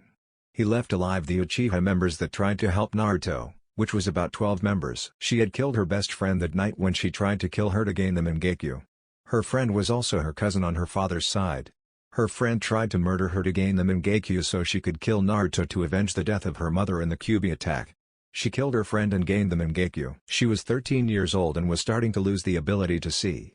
She wishes that she could be with Naruto so badly that she tries to learn how to use her Mangekyo better to impress him. But all her training will be for nothing once she goes blind in about a year's time. She was about ready to perform a few Kaden jutsu thinking that a fire show would impress Naruto. She was interrupted by her father. Suzuri, I have something to discuss with you that I think you will enjoy. Ever since the Uchiha purge, her father has become a lot less cold. He plays pranks every now and again but mostly settles for telling jokes and waking us up in odd ways. She wanted to kill her father for how he woke her up last time. He woke her up with a flick to the head and then cast a genjutsu of Naruto saying he loves her. She jumped out of bed and ran to Naruto to kiss him and drag him to bed where she would have made love to him for hours. But when she was about ready to touch him she ended him running out the window and ended up landing in a pool her father conveniently placed outside her window. Yes, father. I wish for you to attend a council meeting in a week's time. I believe you will like the topic discussed there. Her father turned around to leave until, catch, he threw her an object that was black in color. She caught it, only for it to explode in her face, releasing the nastiest stench she had ever smelled. Dad, you are so dead when I get my hands on you. Suzuri proceeded to run after her father who was laughing like a maniac. With Yugao and Hana. Yugao Uzuki and Hana Inuzuka were the best of friends. They along with their two other best friends Kurenai and Onko had a thing for the local Jinchuriki. Yugao and Hana were born on the same day. They hang out in all their free time, and most of their hanging out involves stalking Naruto. They both remember how they fell for the gaki. They thanked the heavens that the boy 6 years their junior did what he did. Flashback. Yugao and Hana just finished celebrating getting into Anbu. They were both 14 when they passed the test to get in. They were both on the same Jonin team with Hayate Gecko who was just becoming Jonin. They were now walking home after the party. Just when they were about 4 blocks from their condo they were surrounded by about 5 Anbu hopefuls who did not graduate. You girlies got some nerve rising through the ranks like that. Women should remain in their place, as are bitches. The leader of the group was only Chunin, but they were currently too wasted to do much. Yeah, I think we ought to show you girls what happens to women who leave their place. One of the guys knocked them to the ground while the others pinned them. I'm going to rape you little girls until you beg us for more. The leader of the group was walking forwards about ready to undo his pants when he got a trash can lid smashed into the side of his face before it ricocheted off and hit the ones holding down Yugao. She kicked them off her before stabbing them in their arms to pin them. She then kicked off the ones holding down Hana. Hana proceeded to shove her new Kadachi into their arms. They got up to finish off the other guy when they saw him holding up one Naruto Uzumaki. So demon, you decided to help these young ladies from being raped. Well, guess what? No one stops me from having my fun. He was holding a kunai knife to Naruto's throat. Hana was wide-eyed. She saw that Naruto did in fact throw the trash can lid that hit the group's leader. But she had no idea how to help him now. Yugao was shocked. She had never liked the kid, seeing him only as the demon that killed her parents. But all her ideals changed when she saw Naruto throw that trash can lid that knocked the leader down. Now she was ashamed of herself for hating an innocent child. Neither of the two Anbu or his captor noticed him reach into his pants. Not even a second after he placed his hand in his pants did he rip out a kunai knife and shoved it into the man's groin. Uyuk, the man was now in serious pain. He saw that it was the demon brat who did it. But he decided to get rid of the two girls that humiliated him in the first place. He reached into his pouch to pull out an explosive note attached to a kunai. He threw it at the girls. Naruto noticed this and ran in front of the two girls. He got hit with the kunai as it exploded. Luckily it was a low grade that the leader threw, so it did not kill him. Hana ran right to the injured boy's side with Yugao sliced off the leader's head. They saw him jump in front of a kunai to save them. He was certainly not a demon. At first their affection for Naruto was only overprotective. But they continued stalking him and began to see not a boy, but a scarred man. They fell in love with the kid along with their friends Anko and Kurenai. They were about ready to go look for said persons when the same Anbu that dropped a letter off to Kurenai and Anko talked with them. He spoke for a bit before leaving a letter. The reactions and writings were the same as was with Kurenai and Anko. Sandame's office. Sarutobi was currently writing down various parentage, citizen, and clan forms. This was his type of paperwork. Ha ha ha, let's see the council control me when I make these decisions.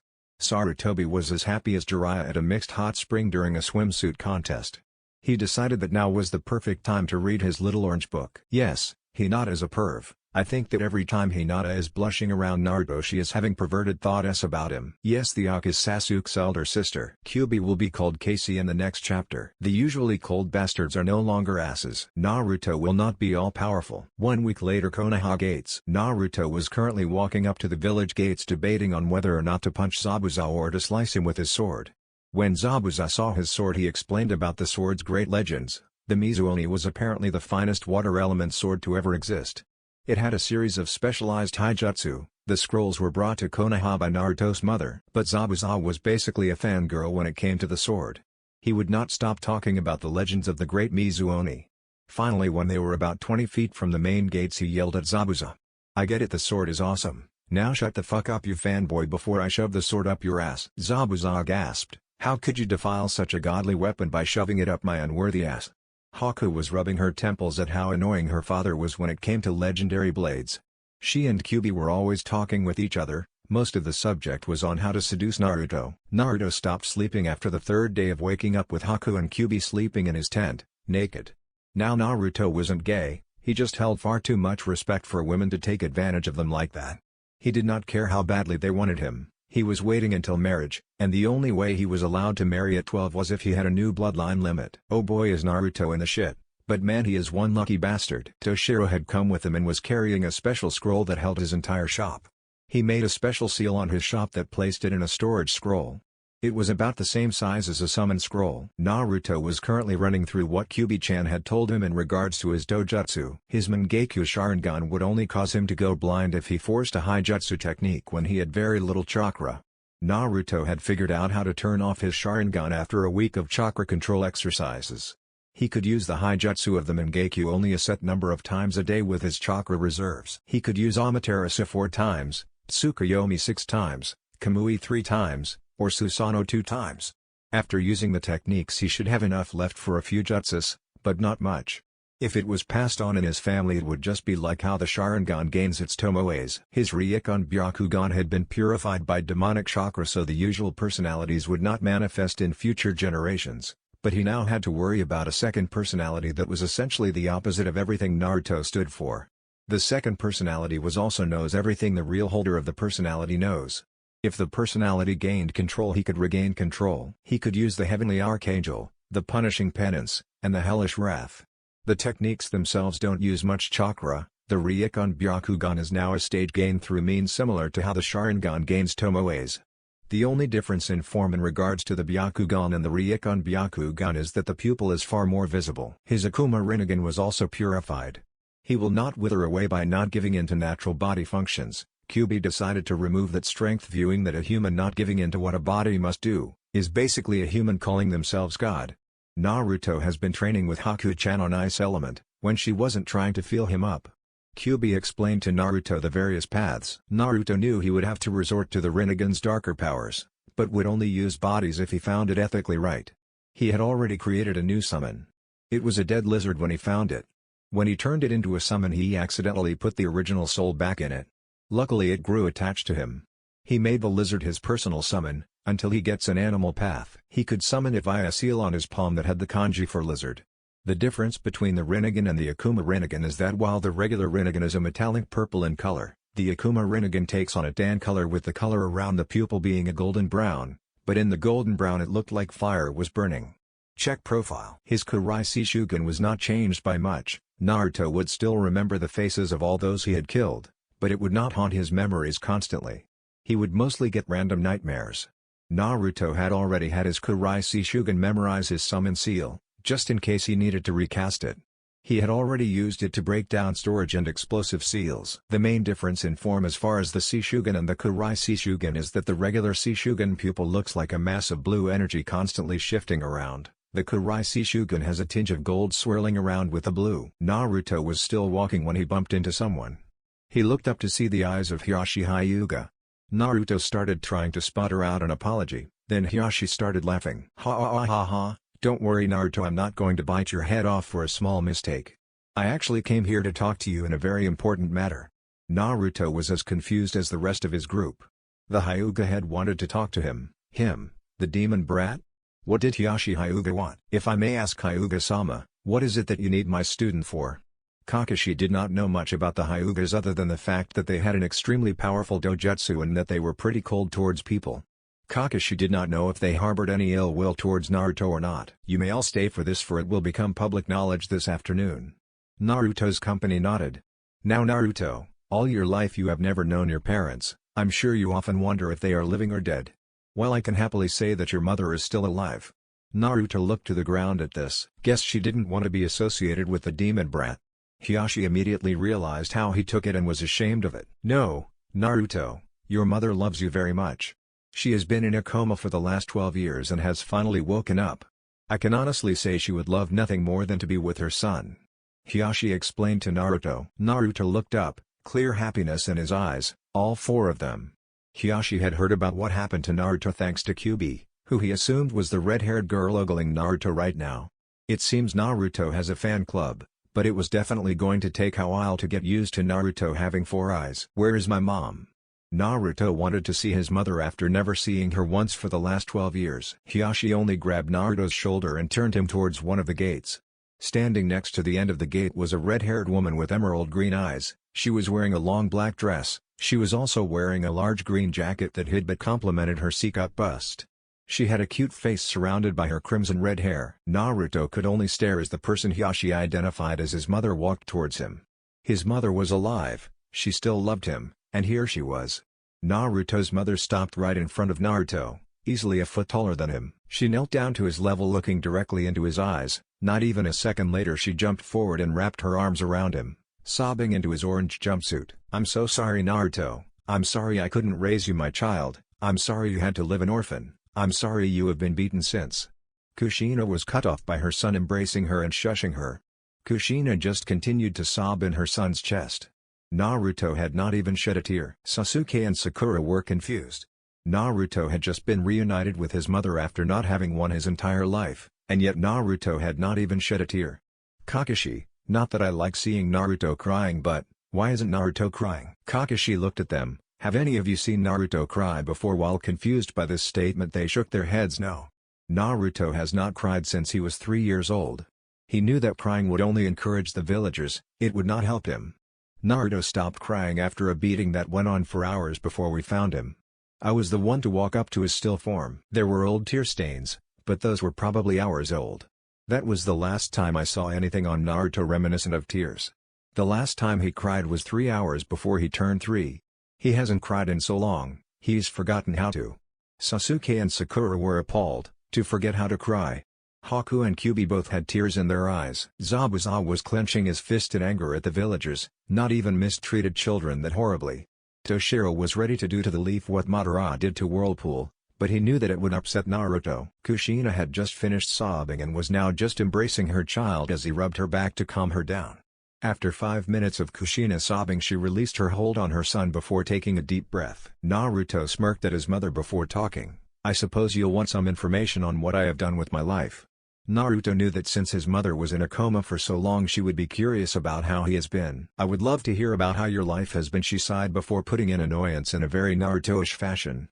But the council wishes to speak with you in regarding recent events. Sigh. Somehow I knew the council would want to talk to me about having 4 eyes. Gives them a reason to try and kill the demon brat. But I guess it's inevitable, so what are we waiting for? Let's go. Naruto stood up and grabbed his mother's hand, dragging her all the way to the Hokage tower. Hiyashi chuckled. Naruto was so much like his mother it wasn't even funny. He remembers when Kushina was so excited about Minato being named Yondaime that she basically dragged their whole graduating class down to Ichiraku Ramen. He noticed that they were almost out of sight, so he turned towards the rest of the group. Lord Hokage would also like those present to be present at the council meeting. GRNN and Hiyashi chuckled at their downtrodden looks at having to be at a council meeting. Hiyashi then began the trek to the Hokage Tower, followed by Team 7 and the newcomers. Things are going to get interesting. Council chambers. The council was currently discussing the topic of Naruto Uzumaki. There were three sides to the issue of said blonde. One side wanted Naruto killed to prevent the beast from gaining control. This side was dominated by most of the civilian council and the two elders. The civilian council was mostly made up of pompous fools who thought they could control shinobi affairs. They were the ones who set up the assassination attempt on Naruto when he was 3 and had a law passed that anyone who tried to adopt him would be executed. They couldn't get enough support to execute the child, so they decided to just settle for ruining his life. They viewed Naruto as a threat to their power. Another side run by Danzo wanted Naruto to be turned into a weapon. As soon as it was discovered that Naruto was a Jinchuriki, Danzo practically jumped out of his council seat and demanded he be placed in his root division. He was immediately shot down by the Hokage and all the clan heads, as well as a few civilian council members. He tried countless times afterwards to gain the Gaki as his personal weapon. Once he found about Naruto's new bloodlines, he was even more adamant. The last group was run by those who wanted Naruto to grow up as he see fit. This sect was run by the clan heads and a few of the civilian council. The civilians who managed to help keep Naruto safe were the Ichirakus, the Kusaganas, and about 3 others. The clan council was completely for helping Naruto out of the hell that the civilians were forcing him to live. Most of the clan council has tried in some way, shape or form to help the blonde demon container, only to be shot down by the civilian council. Since Naruto wasn't a shinobi at the time, they could not do much. The council was still discussing when the doors to the council chamber slammed open, revealing Naruto Uzumaki and a red-haired woman that seemed to make the clan council uneasy, as well as a few civilians. Standing next to Naruto Uzumaki was the last person you wanted to piss off, the Red Death Kushina Uzumaki. "Sorry old man, we just got back a few minutes ago." Naruto was panting, so no one had seen his sudden transformation. "Learn some respect, demon BR. Crash." The fat counselor's sentence was cut off by a hard kick from Kushina that sent the fat ass right into the wall. "If anyone, and I mean anyone, insults my son again." Kushina raised her head enough to show her cold green eyes while releasing ki. "I'll kill you." The civilian council was now completely terrified. Kushina Uzumaki was not one to piss off. Their fears were quelled when Tenten Kusagana started talking. "Oh my god, you," pointing to Naruto, "are the son of the Red Death." Tenten ran up to Naruto and started shaking his still exhausted form while yelling, "Please, please, please, please, can you get me an audience with your mother? Please, I'll do a NY thing." Tenten stopped shaking Naruto when she saw that he had 4 eyes, each one with a different form. The top right one had an onyx color, the eye below it was Naruto's normal color dye, just a bit lighter in shade. His normal left eye was replaced by the white eye of a Hyuga, and his top left eye was a light shade of purple with black rings surrounding the pupil. Tenten was sputtering at the sight of Naruto's eyes. So much so that she forgot what she was asking him. Her father Tensei Kusagana got up and escorted her back to her seat. The discussions were about to begin when the door opened, revealing Hiyashi Hyuga with Team 7, and 4 newcomers.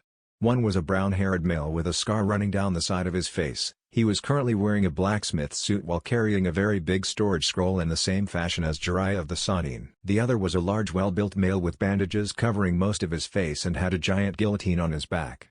The next was a red-haired female that was wearing tight black short with black-colored short dress that had long slits on the side. For a shirt she wore a tight-fitting shirt with long sleeves that went about 6 inches past her hands. She had her red hair in a fashion similar to the Hyuga genius Neji, the minor difference being that her bangs were let loose. The last person was a young ebony-haired girl wearing a long dress, but she had on an extremely tight shirt that showed off her belly button. She had on an open vest that only reached just below her armpits. Her hair was arranged in a bun. "Sorry we were late. Zabuza needed to check on something. Apparently his wife is in Konoha and he needed to check the apartment complex she was in." Hiyashi had met strange people, but Zabuza's wife certainly takes the cake. She looks like an older Haku, really. But she acted like Hinata when she was Naruto high. The thought scared him. Hinata may be shy, but when it came to Naruto, do not piss her off. The last person who made that mistake couldn't walk for a month and was pissing out blood for 3 weeks. "I need to make sure she is okay. She said she'd be here in." Zabu-kun. The counselors looked out the door to see a black-haired woman with a small bump in her belly wearing a large dress walk in. "Zabu-kun, Only 3 more weeks until we get the tests back. Then we'll find out if it's a boy or girl." Everyone looked at Zabuza confused. "You could go to the hospital and find out the gender in 10 minutes. My wife's family has old traditions that she likes to follow. It's a little odd, but I still love her. Got a problem with that?" Everyone noticeably shuddered. "As we were saying, we are here to discuss the topic of Naruto Uzumaki, Naruto, Team 7, and the newcomers, I will call them newcomers until I separate them," left the room along with several people who also were brought by the council. Those who had been brought by council members were Hinata Hyuga, Suzuri Uchiha, Kurenai Yuhi, Anko Mitarashi, Hana Inuzuka, Yuga Uzuki, and Tenten Kusagana. Naruto was feeling very uncomfortable right now. He was getting lecherous stares from Kyubi, Haku, Hinata, Anko, Kurenai, Yugao, Hana. Suzuri was noticeably having difficulty seeing him. Kyubi seemed to notice as well. Kyubi walked over to her and took her to the side. She did a few hand seals before placing her hand on Suzuri's forehead. Suzuri then fell asleep. Kyubi walked over to Naruto. "Naruto-kun, I kind of need to speak to you in private." Kyubi sent a look at the glaring girls that immediately seemed to avert their gazes. "It's extremely important to me." Naruto knew that Kyubi liked him, but right now she was being completely and totally serious. Naruto nodded his head and Kyubi led him to a closet. Before she opened the closet she did a few hand seals that Naruto knew were Genjutsu seals. She then touched the door with her pointer before opening it and dragging Naruto inside. Naruto closed his eyes at the sudden rush of air before it stopped. When Naruto opened his eyes he expected to see the inside of a closet, but instead he saw a beautiful forest. The sky was a dark blue showing that it was after dark. The moon itself was a beautiful shade of light yellow glow that shone through the clouds just passing above its bottom section. The ground was covered in beautiful lilies and roses of all shades. He turned around to see a great waterfall that ran into a clear blue lake. The lake was teeming with fish and the rim of the lake was surrounded by water lilies and frog pads. The most beautiful thing though was the spiral rock that looked like it had a staircase going up the spiral. A snake-like arrangement of rocks led up to the spiral. Before Naruto could make any more observations he was being dragged across the rocks and being led to the spiral. They ran up the spiral. When they got to the top they admired the scenery for a bit. "Kyubi-chan, where are we and why are we here?" Naruto was severely confused. He had never seen such a beautiful place. It echoed with a natural beauty that no one's hand could ever achieve. Kyubi looked at him in the eyes with the softest and most loving expression he had ever seen. "Naruto-kun, 12 years ago I was taken from here. This is the Kitsune realm. The reason why I brought you here was to give you my love." Naruto was shocked and confused now. How could bringing him here possibly show him love? "When I awoke from being sealed inside of you, I saw your life, I saw all of your torment, I saw how many times you were beaten, I saw how at the moment you turned 3 you forced yourself to never cry again. I saw who you were, and I fell in love with you.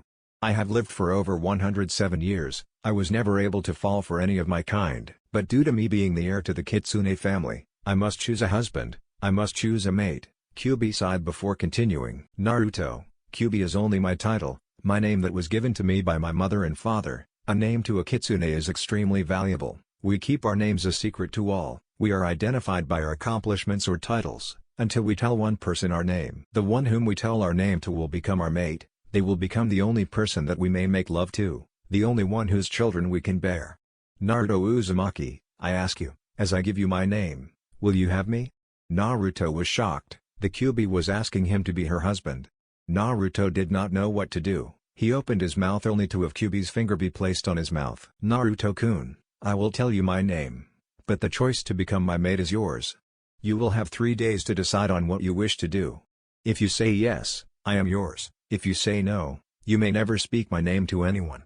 Naruto nodded his head in understanding, thanking Kami that he did not have to decide right then. "Naruto-kun," she pressed her body to his. "My name." She brought her head next to his ear and whispered, "is Casey." Naruto blacked out as they were pulled out of the Kitsune realm. With Naruto and Casey had just returned to the room and only a minute passed there. They walked back with their group. Naruto saw Suzuri waking up and went over to her to see what was going on. Suzuri POV. Suzuri had just woken up from that jutsu that the red-haired girl placed on her. The girl said she knew she had a hard time seeing, she said she could fix it. Suzuri was so desperate to impress Naruto-kun that she risked her sight to achieve it. She began to open her eyes, expecting to see things blurrily. Instead she saw things just as if not more clearly than before she gained the Mangekyo. She looked up to see Naruto walking towards her. General POV. Naruto was walking towards Suzuri. He wanted to know how she was doing. He saw less and less of her as the years went by. He was curious as to how she was doing. "Hey Suzuri, how are you doing?" Suzuri looked at Naruto and noticed that he had the black onyx eye of a Sharingan user in the eye above his usual right eye. Now believing her earlier conversation with her father. "Hey Naruto-kun, can I talk to you about your Sharingan?" Suzuri wanted to absolutely ravish him until he was tired from making love so much, but thanks to her older brother Itachi's training she was able to quell that desire. It did not do anything to quell the desire she had for Naruto. "Sure, I have some questions of my own." The two sat down and conversed on various Sharingan secrets. Naruto was astounded that she had the Mangekyo Sharingan. Then Naruto asked the question that was eating away at him. "How are we related?" Suzuri expected something like this. Luckily her father told her of his mother's heritage. He refused to tell her about his father's heritage, yet. "Naruto-kun, the relationship between us is extremely distant. Our relation is about 1/200th our gene pool, we are so distantly related we can't even be considered cousins." Much to her relief, she did not think she could go on living if she could not be with Naruto because blood relation was too close. "But my father knew about your mother's heritage, he decided to tell me knowing that I would be able to tell you, although I would have to explain a little history to you." Naruto nodded his head. "Okay, we will have to start off with the Uchiha clan over 100 years ago. The Uchiha clan was enemies with the Senju clan of the forest, we were rivals in all things. Back then, it was the strongest of the clan who led it. During that time we had a few separate branches of the clan, but these branches were more so separate relatives that had a farther relation to each other but still carried the name Uchiha. The total number of Uchihas numbered close to about 500 clan members. Each branch believed in different ideals, the branches were numbered through strength. There were 7 branches in total. Each branch specialized in something. The 7th branch specialized in armed combat.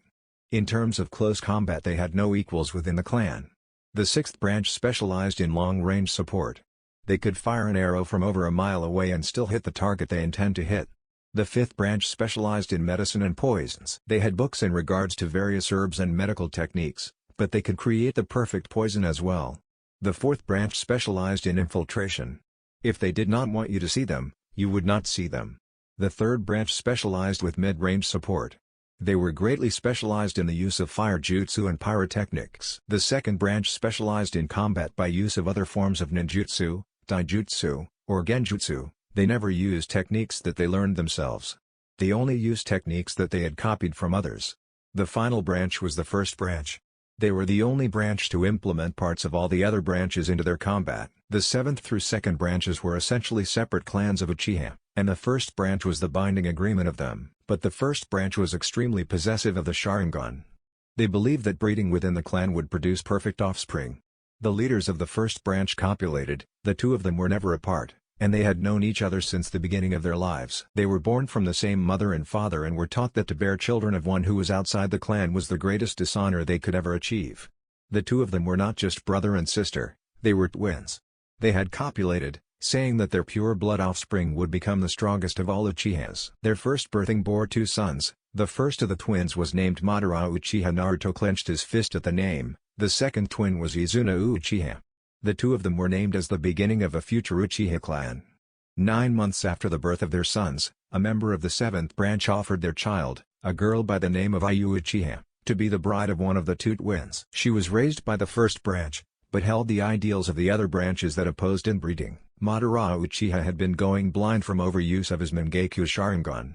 When he finally went blind he did the unthinkable, he murdered his brother and took his eyes. He became the first Uchiha immortal, for gaining the Mangekyo will give the user immortality. Madara continued to wage his war with the Senju. After 20 years of life, the leader of the Senju clan, Hashirama Senju, came to Madara asking for peace. The only reason he agreed was because all the other branches wanted peace. Years later he was beginning to believe it was time for Ayu to fulfill the duty his parents had taught them, but he did not know that his clansman had fallen in love with the Senju leader after his first wife died in childbirth. She had been pregnant with his child only a week when Madara found out. Madara was disgusted with the fact she wished to bear the child of one outside the clan, even more disgusted that she wished to bear the child of his arch-foe. He sought to punish her, and to make sure that the abomination in her womb would never come to exist. Madara Uchiha, after binding Ayu, after breaking her arms and legs, after slashing out her eyes, raped and murdered his clansmen. When Hashirama discovered the body of his lover, mutilated and violated by her own clansmen, he swore revenge. He chased Madara to what is now the Valley of the End and fought against Madara and a giant black nine-tailed fox. Naruto flinched at that. There was another Kyuubi? Madara was thought to have been defeated by the Senju leader, leaving no trace left of the black Kyuubi. It was believed that Madara had killed Hashirama's only child with Ayu, but he only killed the second child. Naruto went wide-eyed at that. A child with the possibilities of both the Sharingan and Makuten had survived. The first child of Ayu and Hashirama was not known until recently, after the child had fathered a new generation of Uchiha, and soon, a new generation of Senju. Suzuri sighed. Naruto, the only child of Ayu Uchiha and Hashirama Senju was Itachi Uchiha. He married a young woman named Tsubame Haruno. Their only child was Fugaku Uchiha, my father. If Naruto's eyes could get any wider, let them get wider. By now the Makuten Jutsu that was passed down in its dormant form needed only one more generation to manifest fully into a Kekkei Genkai. The Makuten Jutsu however was only a 1 out of 3 chance of manifesting in one of my father's children. Since the male determines which gender the child will have, it would either be the male or female to pass on the trait. If a male receives it, only his male children would have a chance to possess it. If a female possess it, then it could go either way since females can only give the female gene. Suzuri sighed for what seemed to be the 10th time already. Naruto, I am the last known possessor of the Makuten bloodline. To prove this she took out a seed and used her chakra to make it grow. Naruto was now having trouble remaining conscious. Just as he was about to ask more questions the council room door opened to reveal a trembling Sandaime. YUALMMACCOM now. Not caring that the Sandaime was trembling, everyone got up and walked into the council chambers, only to reveal that the walls were now covered in blood and the floors littered with the bodies of most of the civilian council, the 3 elders, and a large group of Rudanbu. Mortified they looked around to find Kushina Uzumaki standing over the bodies with her black katana. The katana looked like it was feeding off of the dead energy in the air from what Naruto could see. They looked around again to see the clan heads plus the Haruno, Kusagana, Ichiraku, and the other 2 civilians council members who supported Naruto shivering together like a bunch of leaves in the wind. Kushina turned around to see her son with all 4 of his eyes staring at her. She smiled and said, "Sorry, they kind of pissed me off, council is now in session." Kushina jumped off the table and proceeded to use a fire jutsu to burn all of the bodies and a wind jutsu to get rid of the ash and the smell of burnt flesh. Not being able to take any more shock that day, Naruto did a perfect impression of Hinata, thumb. It was at that moment that Hanabi Hyuga walked into the room. She saw Naruto and started poking him in the forehead. She then turned her head in the directions of all 3 groups in the room before looking at Naruto and speaking, "I think you broke him."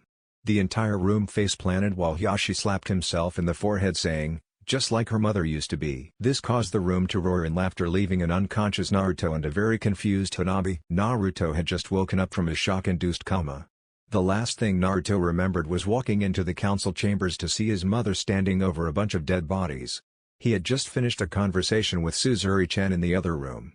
Before that he had also found out that the Kyuubi's name was Casey. He also found out that the Kyuubi telling him her name was essentially offering her hand in marriage. The total amount of all these shocking revelations had sent Naruto's brain into overload. He had fainted in front of what was left of the council, and he was now waking up to see a pair of pale eyes barely different than Hinata-chan's, looking at his eyes. He just stared at the pale eyes of the unknown person until he decided to speak. Hi. The eyes he now noticed belonged to a young girl around the same age as the Hokage's grandson. She tilted her head in a very cute fashion that screamed kawaii. Naruto smiled at her which caused her to blush a little before she turned to Hiashi. "Daddy, can we keep him? He's cute."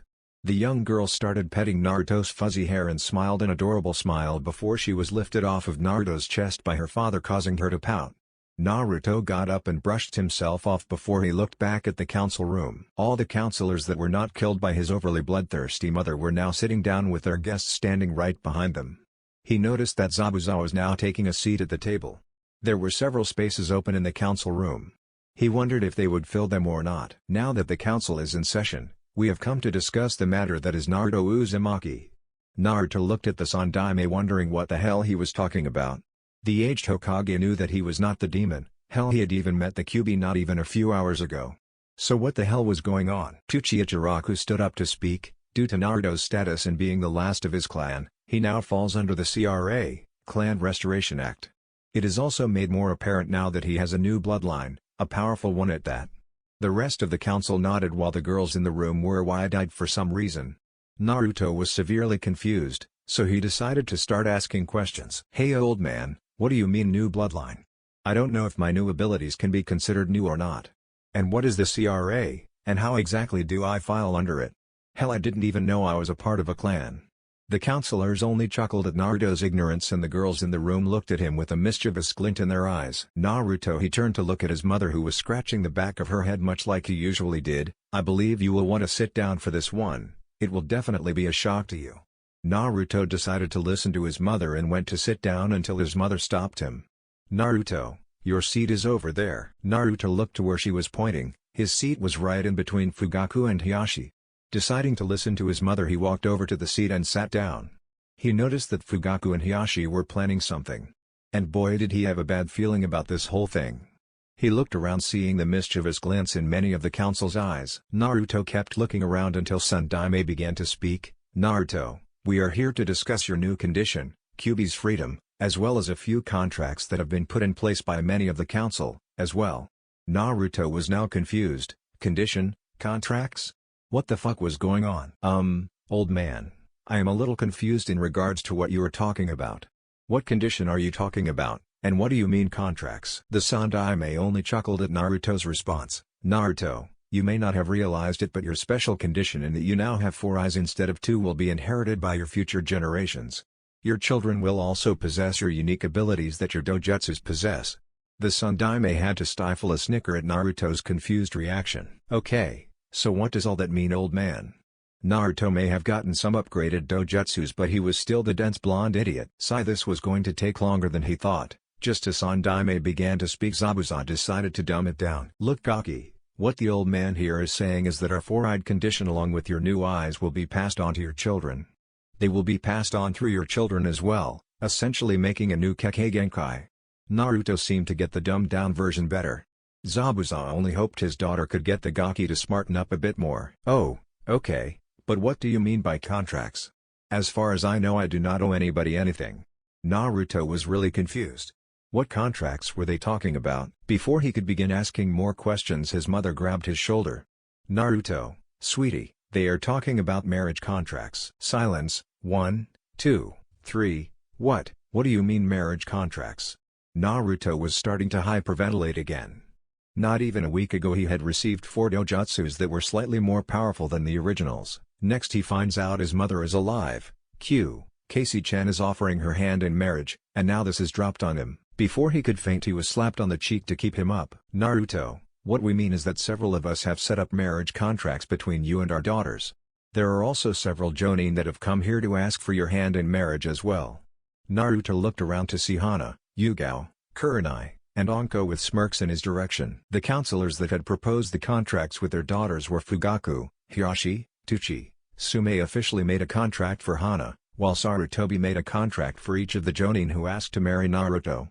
The next bomb was dropped when Zabuza made a contract, since he was now made counselor due to his wife's bloodline. Naruto was trembling, he was confused and scared. Casey-chan had just asked for his hand in marriage not even a half an hour ago. "Well Naruto, all we need now is your signature on these contracts and then we're officially done." Sandaime was very happy. He knew there were many villagers who disliked Naruto. He thought perhaps Naruto would jump up and scream hallelujah for his good fortune at the moment. He did not expect Naruto's reaction. Naruto stood up. Most of the council thought that he would immediately sign the contracts. They did not expect him to look up and begin walking towards the council doors.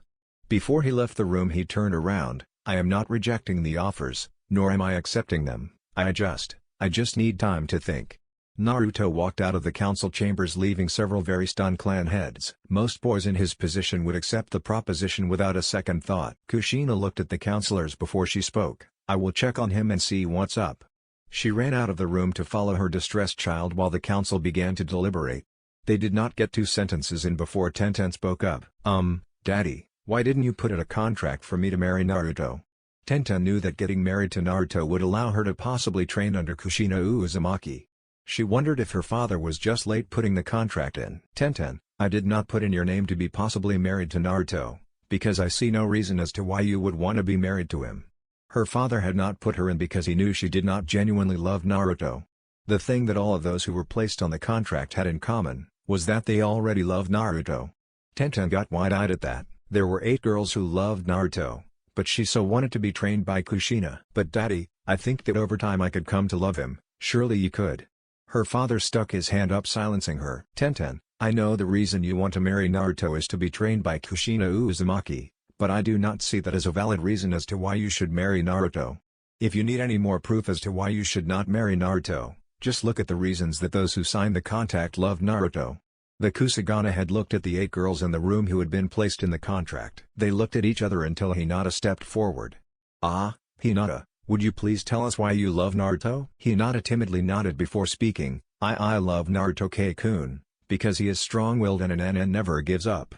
The first time I met Naruto-kun, was on our first D-Day at the academy. He did not give up even though the TT teachers were so cruel to him. My love for Naruto only grew when he went out of his way to help me when I was injured. He used part of his own shirt to bandage a scrape I had. When he was finished he kissed it be better. I love Naruto-kun, and your reasons for wanting to marry him are shallow. Hinata sent a glare at Tenten who noticeably flinched. Suzuri decided to step forward. Tenten, I love Naruto because he endured pain. He took every beating that members of my own clan gave him. I saw him take beatings from villagers, Jinan, Chunin, Jonin, even a few Anbu. I love him because out of all the villagers in Konoha, he is the only one who is strong enough to endure this village, and still keep a smile on his face. He lost his innocence, not that kind of innocence, before he was kicked out of the orphanage. My father tried so many times to adopt him, but every attempt was blocked by the civilian council. Tenten looked down as Ayame walked up. I love Naruto-kun because of what he did and had to endure. I found him half buried in the snow with little more than rags on. I noticed he had been recently beaten and asked my father about it. When he finished explaining to me I ran into the room we had left him in and embraced him in a hug. Me hugging him absolutely terrified him. We let him stay in our house until the Sandaime could get him an apartment. A month later a couple of drunks broke into our house and attempted to rape me. Naruto-kun risked his life to stop them. That was the night I fell in love with him. Anko stepped forward next. I had just been deemed innocent by the Sandaime for the crimes Orochimaru committed. I had been attacked by 3 civilian council members and they were going to rape me. Just as they were about to rip off my clothes, Naruto came out of nowhere and beat the shit out of the drunk one of the group. The other 2 tried to attack him from behind, but I threw a trash can at them causing them to smash into the wall, killing them. I was about to help Naruto when he was thrown across the alley with a kunai in his chest. The counselor he was fighting tried to rape me. He was then brought to the ground when Naruto cut his legs. After the man was brought to his knees, Naruto killed him. He then fell over due to lack of blood. A Jinan tried to take Naruto seeing him as a demon. I cut that Chunin across the face until Anbu arrived and took us to the hospital. Tenten was shocked. Kurenai stepped forward next. I fell for Naruto-kun when we made him his first set of clothing that wasn't made out of rags. He was so cautious of the box that we had his present in. When he finally opened it he was so adorable in how he played with it. But a few drunks barged into the room. He threw it out a window and returned for the jumpsuit even though he was severely injured. He was dedicated and extremely grateful. I watched him for a while, not knowing that my affections towards him had blossomed into love. Yugao and Hana stepped up next. Yugao spoke, I used to hate Naruto, and I only saw him as the demon that murdered my family. But when he saved me and Hana from being raped by a bunch of failed Anbu, my views changed. He had knocked down a few with a trash can lid before shoving a kunai into the leader's area. The man in the room noticeably winced until Hana continued with the story. He had stabbed the leader in the groin. He began to walk off until he noticed an explosive tag was coming at us. He selflessly jumped in the way of the tag. He injured himself to save our lives, when we always ignored his. Tenten winced again, not knowing that Naruto had risked his life. The next to speak was Haku. Tenten, I may have just met Naruto, but out of all the human beings I have met in my entire life, Naruto has the purest of hearts. For the past week Kyubi and I, note everyone in the council had to be told about Kyubi, had basically thrown ourselves at him. He always declined and his answer was always the same. I hold too much respect for women to do that outside of wedlock. That showed me how pure his heart was. My love for him only grew when I saw his scars. Tenten looked at her in confusion. Naruto-kun has a diagonal scar running across his chest. He has the Kyubi's fox form carved onto his back. He even has had his arm chopped off several times. I have grown to love him for his pure heart, and his resolve. Tenten looked down until her father spoke. So tell me Tenten, why do you wish to marry Naruto? Why do you love him? Her father placed great emphasis on the love part. Tenten thought for a minute, knowing she did not love him. She only wished to marry him so she could be trained by Kushina Uzumaki. Man, did she feel shallow. The council looked as Tenten sat back down, satisfied that she had made the right choice. Now that that portion is over, we only need Naruto to sign the contracts. We also need to discuss the topic of Kyuubi. Sarutobi looked around to find that the Kyuubi was not in the room. Well shit. With Naruto. Naruto did not know what to do. He had just found out that his mother was alive, that she was in a coma for the past 12 years. Then he is offered Casey's hand in marriage. He would have agreed to it that night. But then the council as well as several jonin had set up several marriage contracts. He knew absolutely nothing on how kitsunes view partnership. So he was currently sitting on the fourth's head, the same question running through his mind. What should I do? He sat there for a while pondering everything that had happened so far. A new bloodline, his mother is alive, Casey along with 8 other girls offer their hand in marriage.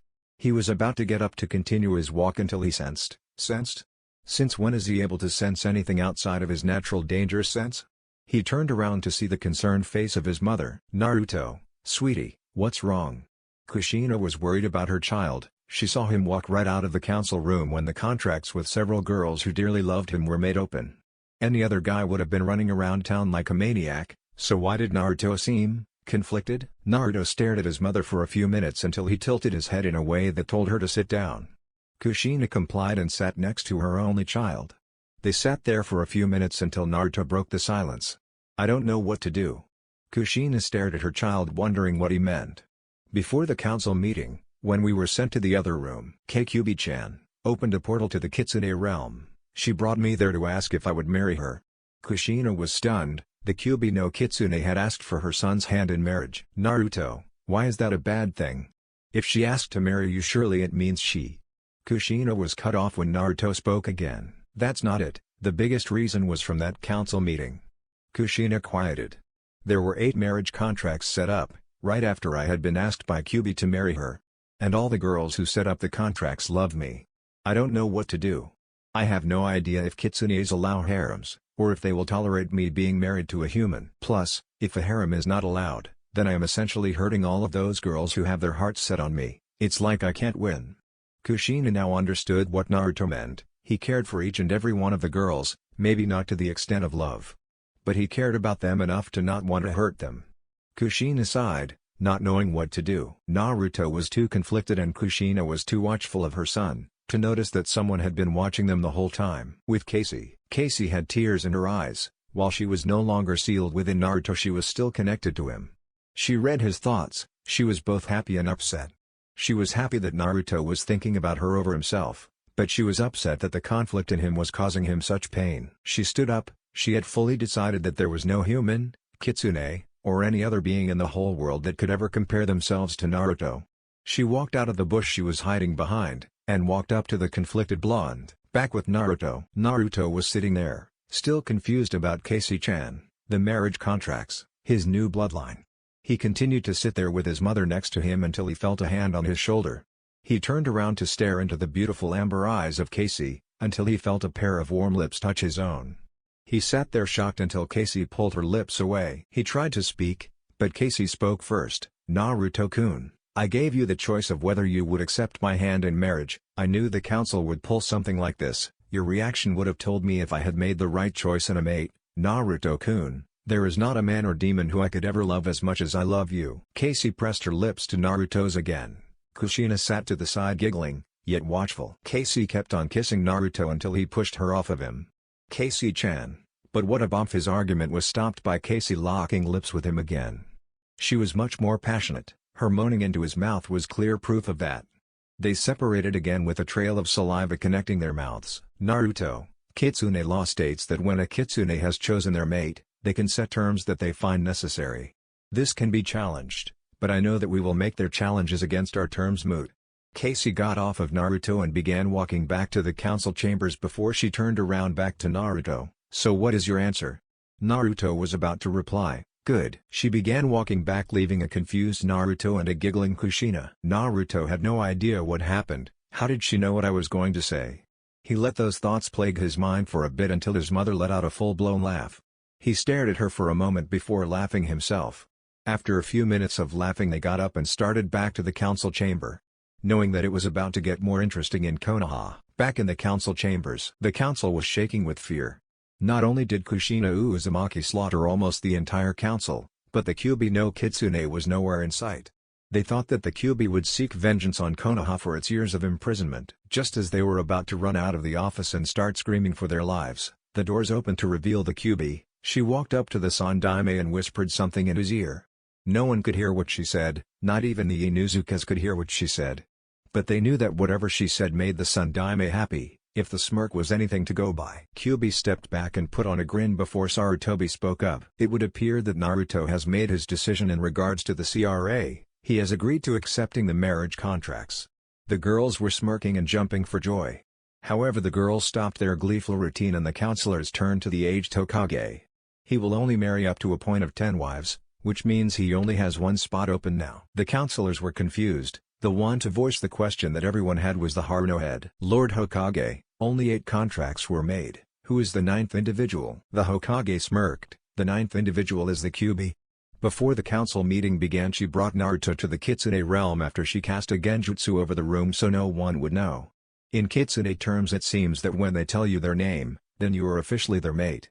Kyuubi told only Naruto her name. He will officially be inaugurated as her mate tonight when they return to the kitsune realm. But beside the point, Naruto now only has one spot open for his harem.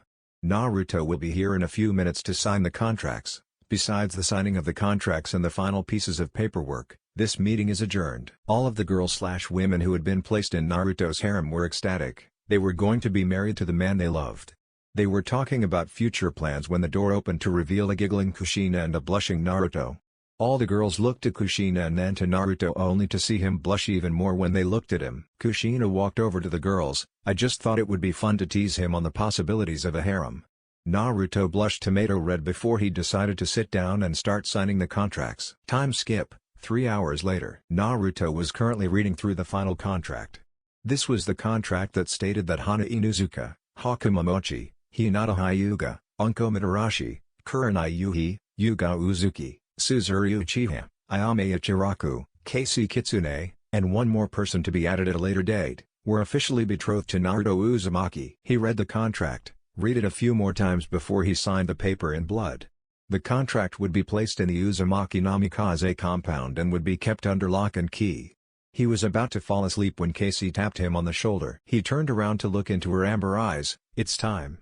Naruto immediately woke up knowing that the fact of him being married to Casey-chan or not was about to be decided. She brought him to a closet where she performed the same hand seals from before. She opened the closet door and dragged Naruto in, where he was met with the same rush as before. He opened his eyes when the rush stopped to see that he was in fact in the kitsune realm. The main difference was that there seemed to be trees growing out of the waterfall in a way that looked like paths. He did not ponder this for long because Casey dragged him back to the top of the spiral. The spiral seemed to glow as they went up to the stairs until they reached the top. When they got to the top, Naruto noticed that the branches that were growing out of the waterfall were arranged in a way similar to a mass council room. Before he was able to question the reasons to this arrangement, Casey flared her chakra as she slammed her palms in the middle of the pedestal that held them. The moment she began pouring her chakra in, a seal showed itself on the ground. The seal flared white for a minute before she stood up. I, the Kyuubi no Kitsune, have chosen a mate. I call forth the council and clan to discuss my terms. Not even a moment after she finished did places above the roots growing out of the waterfall open in the shape of an arch. Not even a second after did a large amount of foxes start running out. The foxes varied from white to red, some were even dull lavender. They ran to the branches that were directly in front of the arch. They gathered in an organized group before they sat down. Naruto could now see that each one was about the size of a horse. He was about to say something before the foxes began to change. Their fur receded until it only covered their head, ears, and tails. He noticed that they all held an aura of strength and superiority, yet they did not seem arrogant in their power. He saw that not one of them was the same. In fact, each had unique traits that set them apart. They all wore silk kimonos with fox designs in the stitching. They all finished their transformation when they sat down on their knees with their tails falling beside them. Naruto then turned around when he heard a mass padding of feet to see a multicolored mass heading straight for the spiral before stopping. They went through the same process that the others had gone through. They all looked to be low-class kitsune. He turned around to look at who he assumed was the Kitsune Council to begin. He stood there until a wide arch in the waterfall opened to create a doorway. Out of the doorway stepped two imposing figures. One was a man with long silver hair with a proud disposition. He wore a white battle kimono with red fox designs in the fabric. He wore what appeared to be silver samurai shoulder pads with a chest plate as well. At his side was a sword that seemed to glow in the moonlight. He was pale, but not ghostly, and he had slit green eyes. Think Sephiroth with Sesshomaru's kimono and the Shodan's shoulder and chest armor. The other was a woman with crimson red hair that flowed down past her back. She wore a beautiful white kimono with flower designs on it. She carried a long staff on her back that was covered in intricate golden designs. She was pale, but still a darker shade than the male beside her. Her eyes were a purple color with a black slit. The two walked onto the platform created by the roots. They walked up to the front where two seats materialized out of the air. They each sat down. It remained quiet until the male stood up with a smile on his face. "QB, it has been too long, my child." Naruto was shocked. This man, the one who held an aura of power that would put the Sandaime to shame, was Casey-chan's father.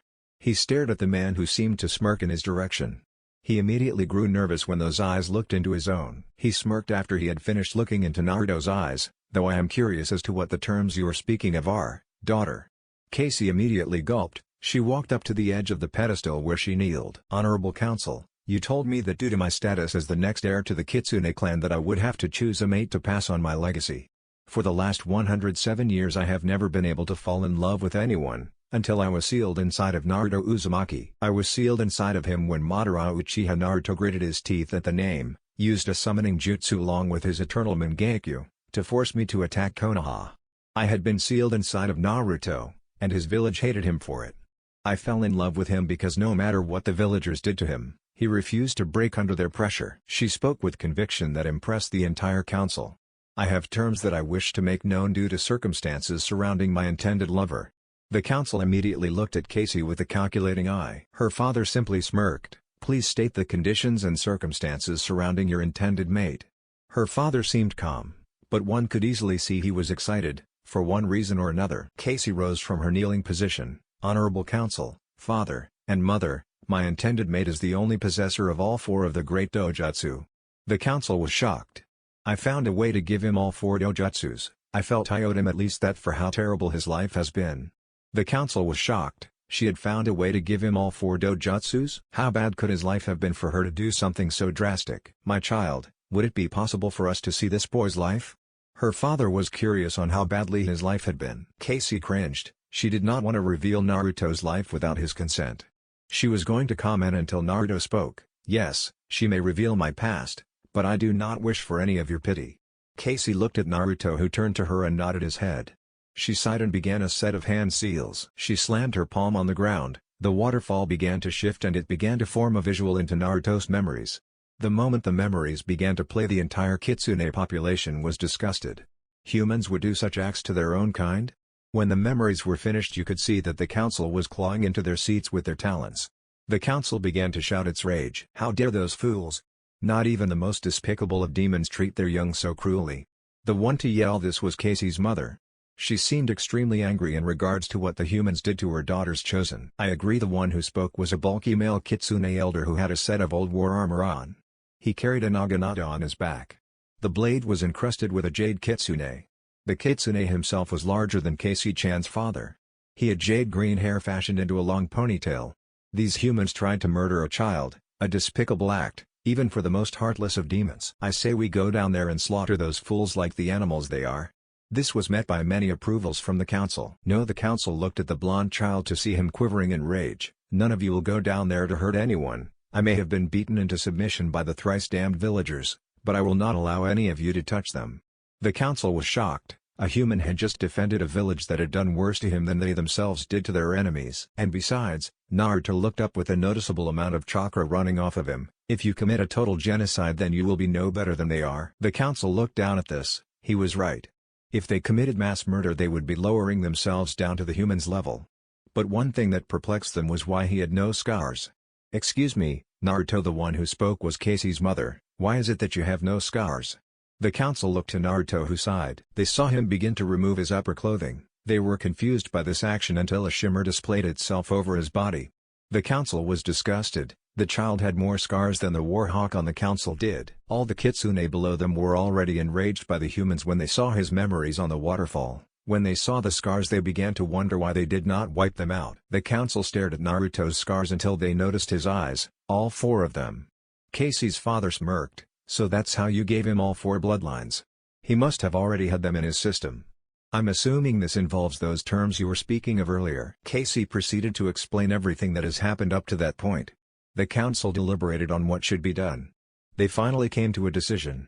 "Very well, Naruto Uzumaki, as of this moment, you are now married to the heiress, Casey Kitsune. An official ceremony will be held, but before we officially inaugurate this ceremony, is there any of the Kitsune clan who wishes to object to this marriage?" None of the Kitsune clan seemed to challenge the marriage.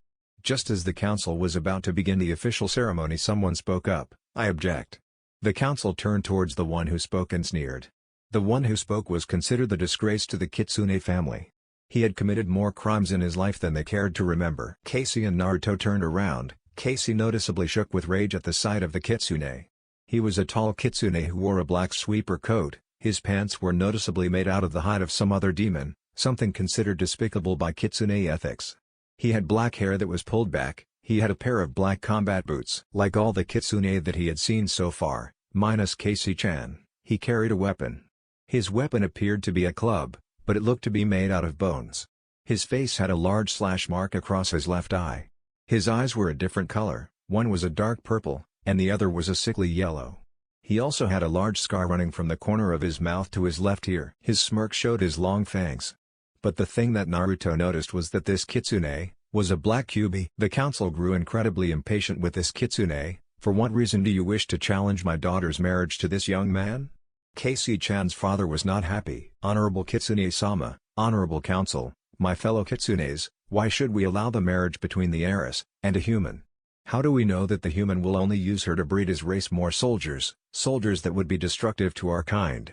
Besides, he is already betrothed to marry 8 other women, why should the heiress be thrown in? I believe that I would make a..." Silence.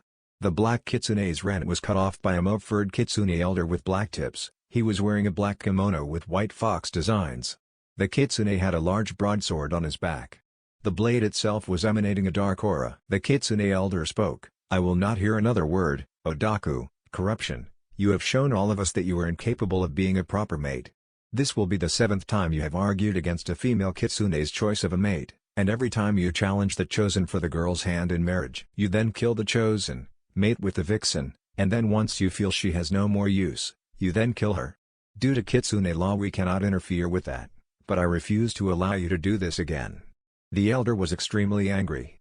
He absolutely despised the corrupted Kitsune. "But Lord Onkoku, darkness, Kitsune law states that we are allowed to challenge for the vixen's hand in marriage. I merely thought that I would make a much better choice for them. And I killed the vixens, because they dissatisfied me."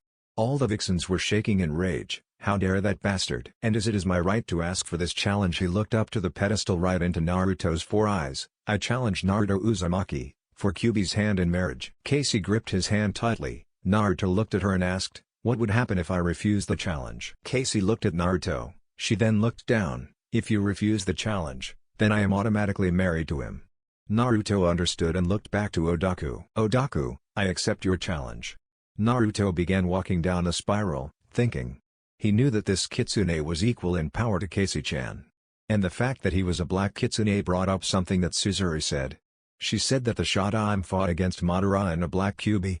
He wondered if this was the same Kitsune. He did not have time to ponder this, for almost as soon as he began to walk down, he was walking across the stepping stones that led to the spiral. He looked to see the golden purple eyes of Odaku as he brought out his bone club, which was covered in blood. "You know, human, this club has killed 6 chosen Kitsune, but it has never tasted the blood of a human chosen before. Plus, it has never tasted the blood of one who possess all 4 great Dojutsu. I can't think of a better opponent in the form of a human." Odaku was getting testy, but he wanted to enjoy this as much as he could. "I will not allow you to do to Casey-chan what you have done to all the other vixens who you forced yourself upon. I understand this is a fight to the death. I intend to end you for your sins, Odaku." Odaku only smirked as Naruto placed his hands in a seal. His eyes were closed and chakra was swirling around him. Not even a second later his eyes shot open, revealing that his dojutsu had their first stage fully active. Odaku then placed his hands in the serpent seal where a black chakra swirled around him. He also closed his eyes, and not a moment later his eyes shot open to reveal they were glowing the same color as what the eyes were. The council stood as Kitsune-sama stepped onto the pedestal with his wife. The match between Naruto Uzumaki and Odaku, Hajime. Not even a second after that did Naruto and Odaku launch themselves at each other, weapons drawn, and eyes locked. The fight between the Syncubi and the gifted Chigan was about to begin. That's the end guys. If you enjoyed then make sure to leave a comment. This is Chaos Shinobi signing off.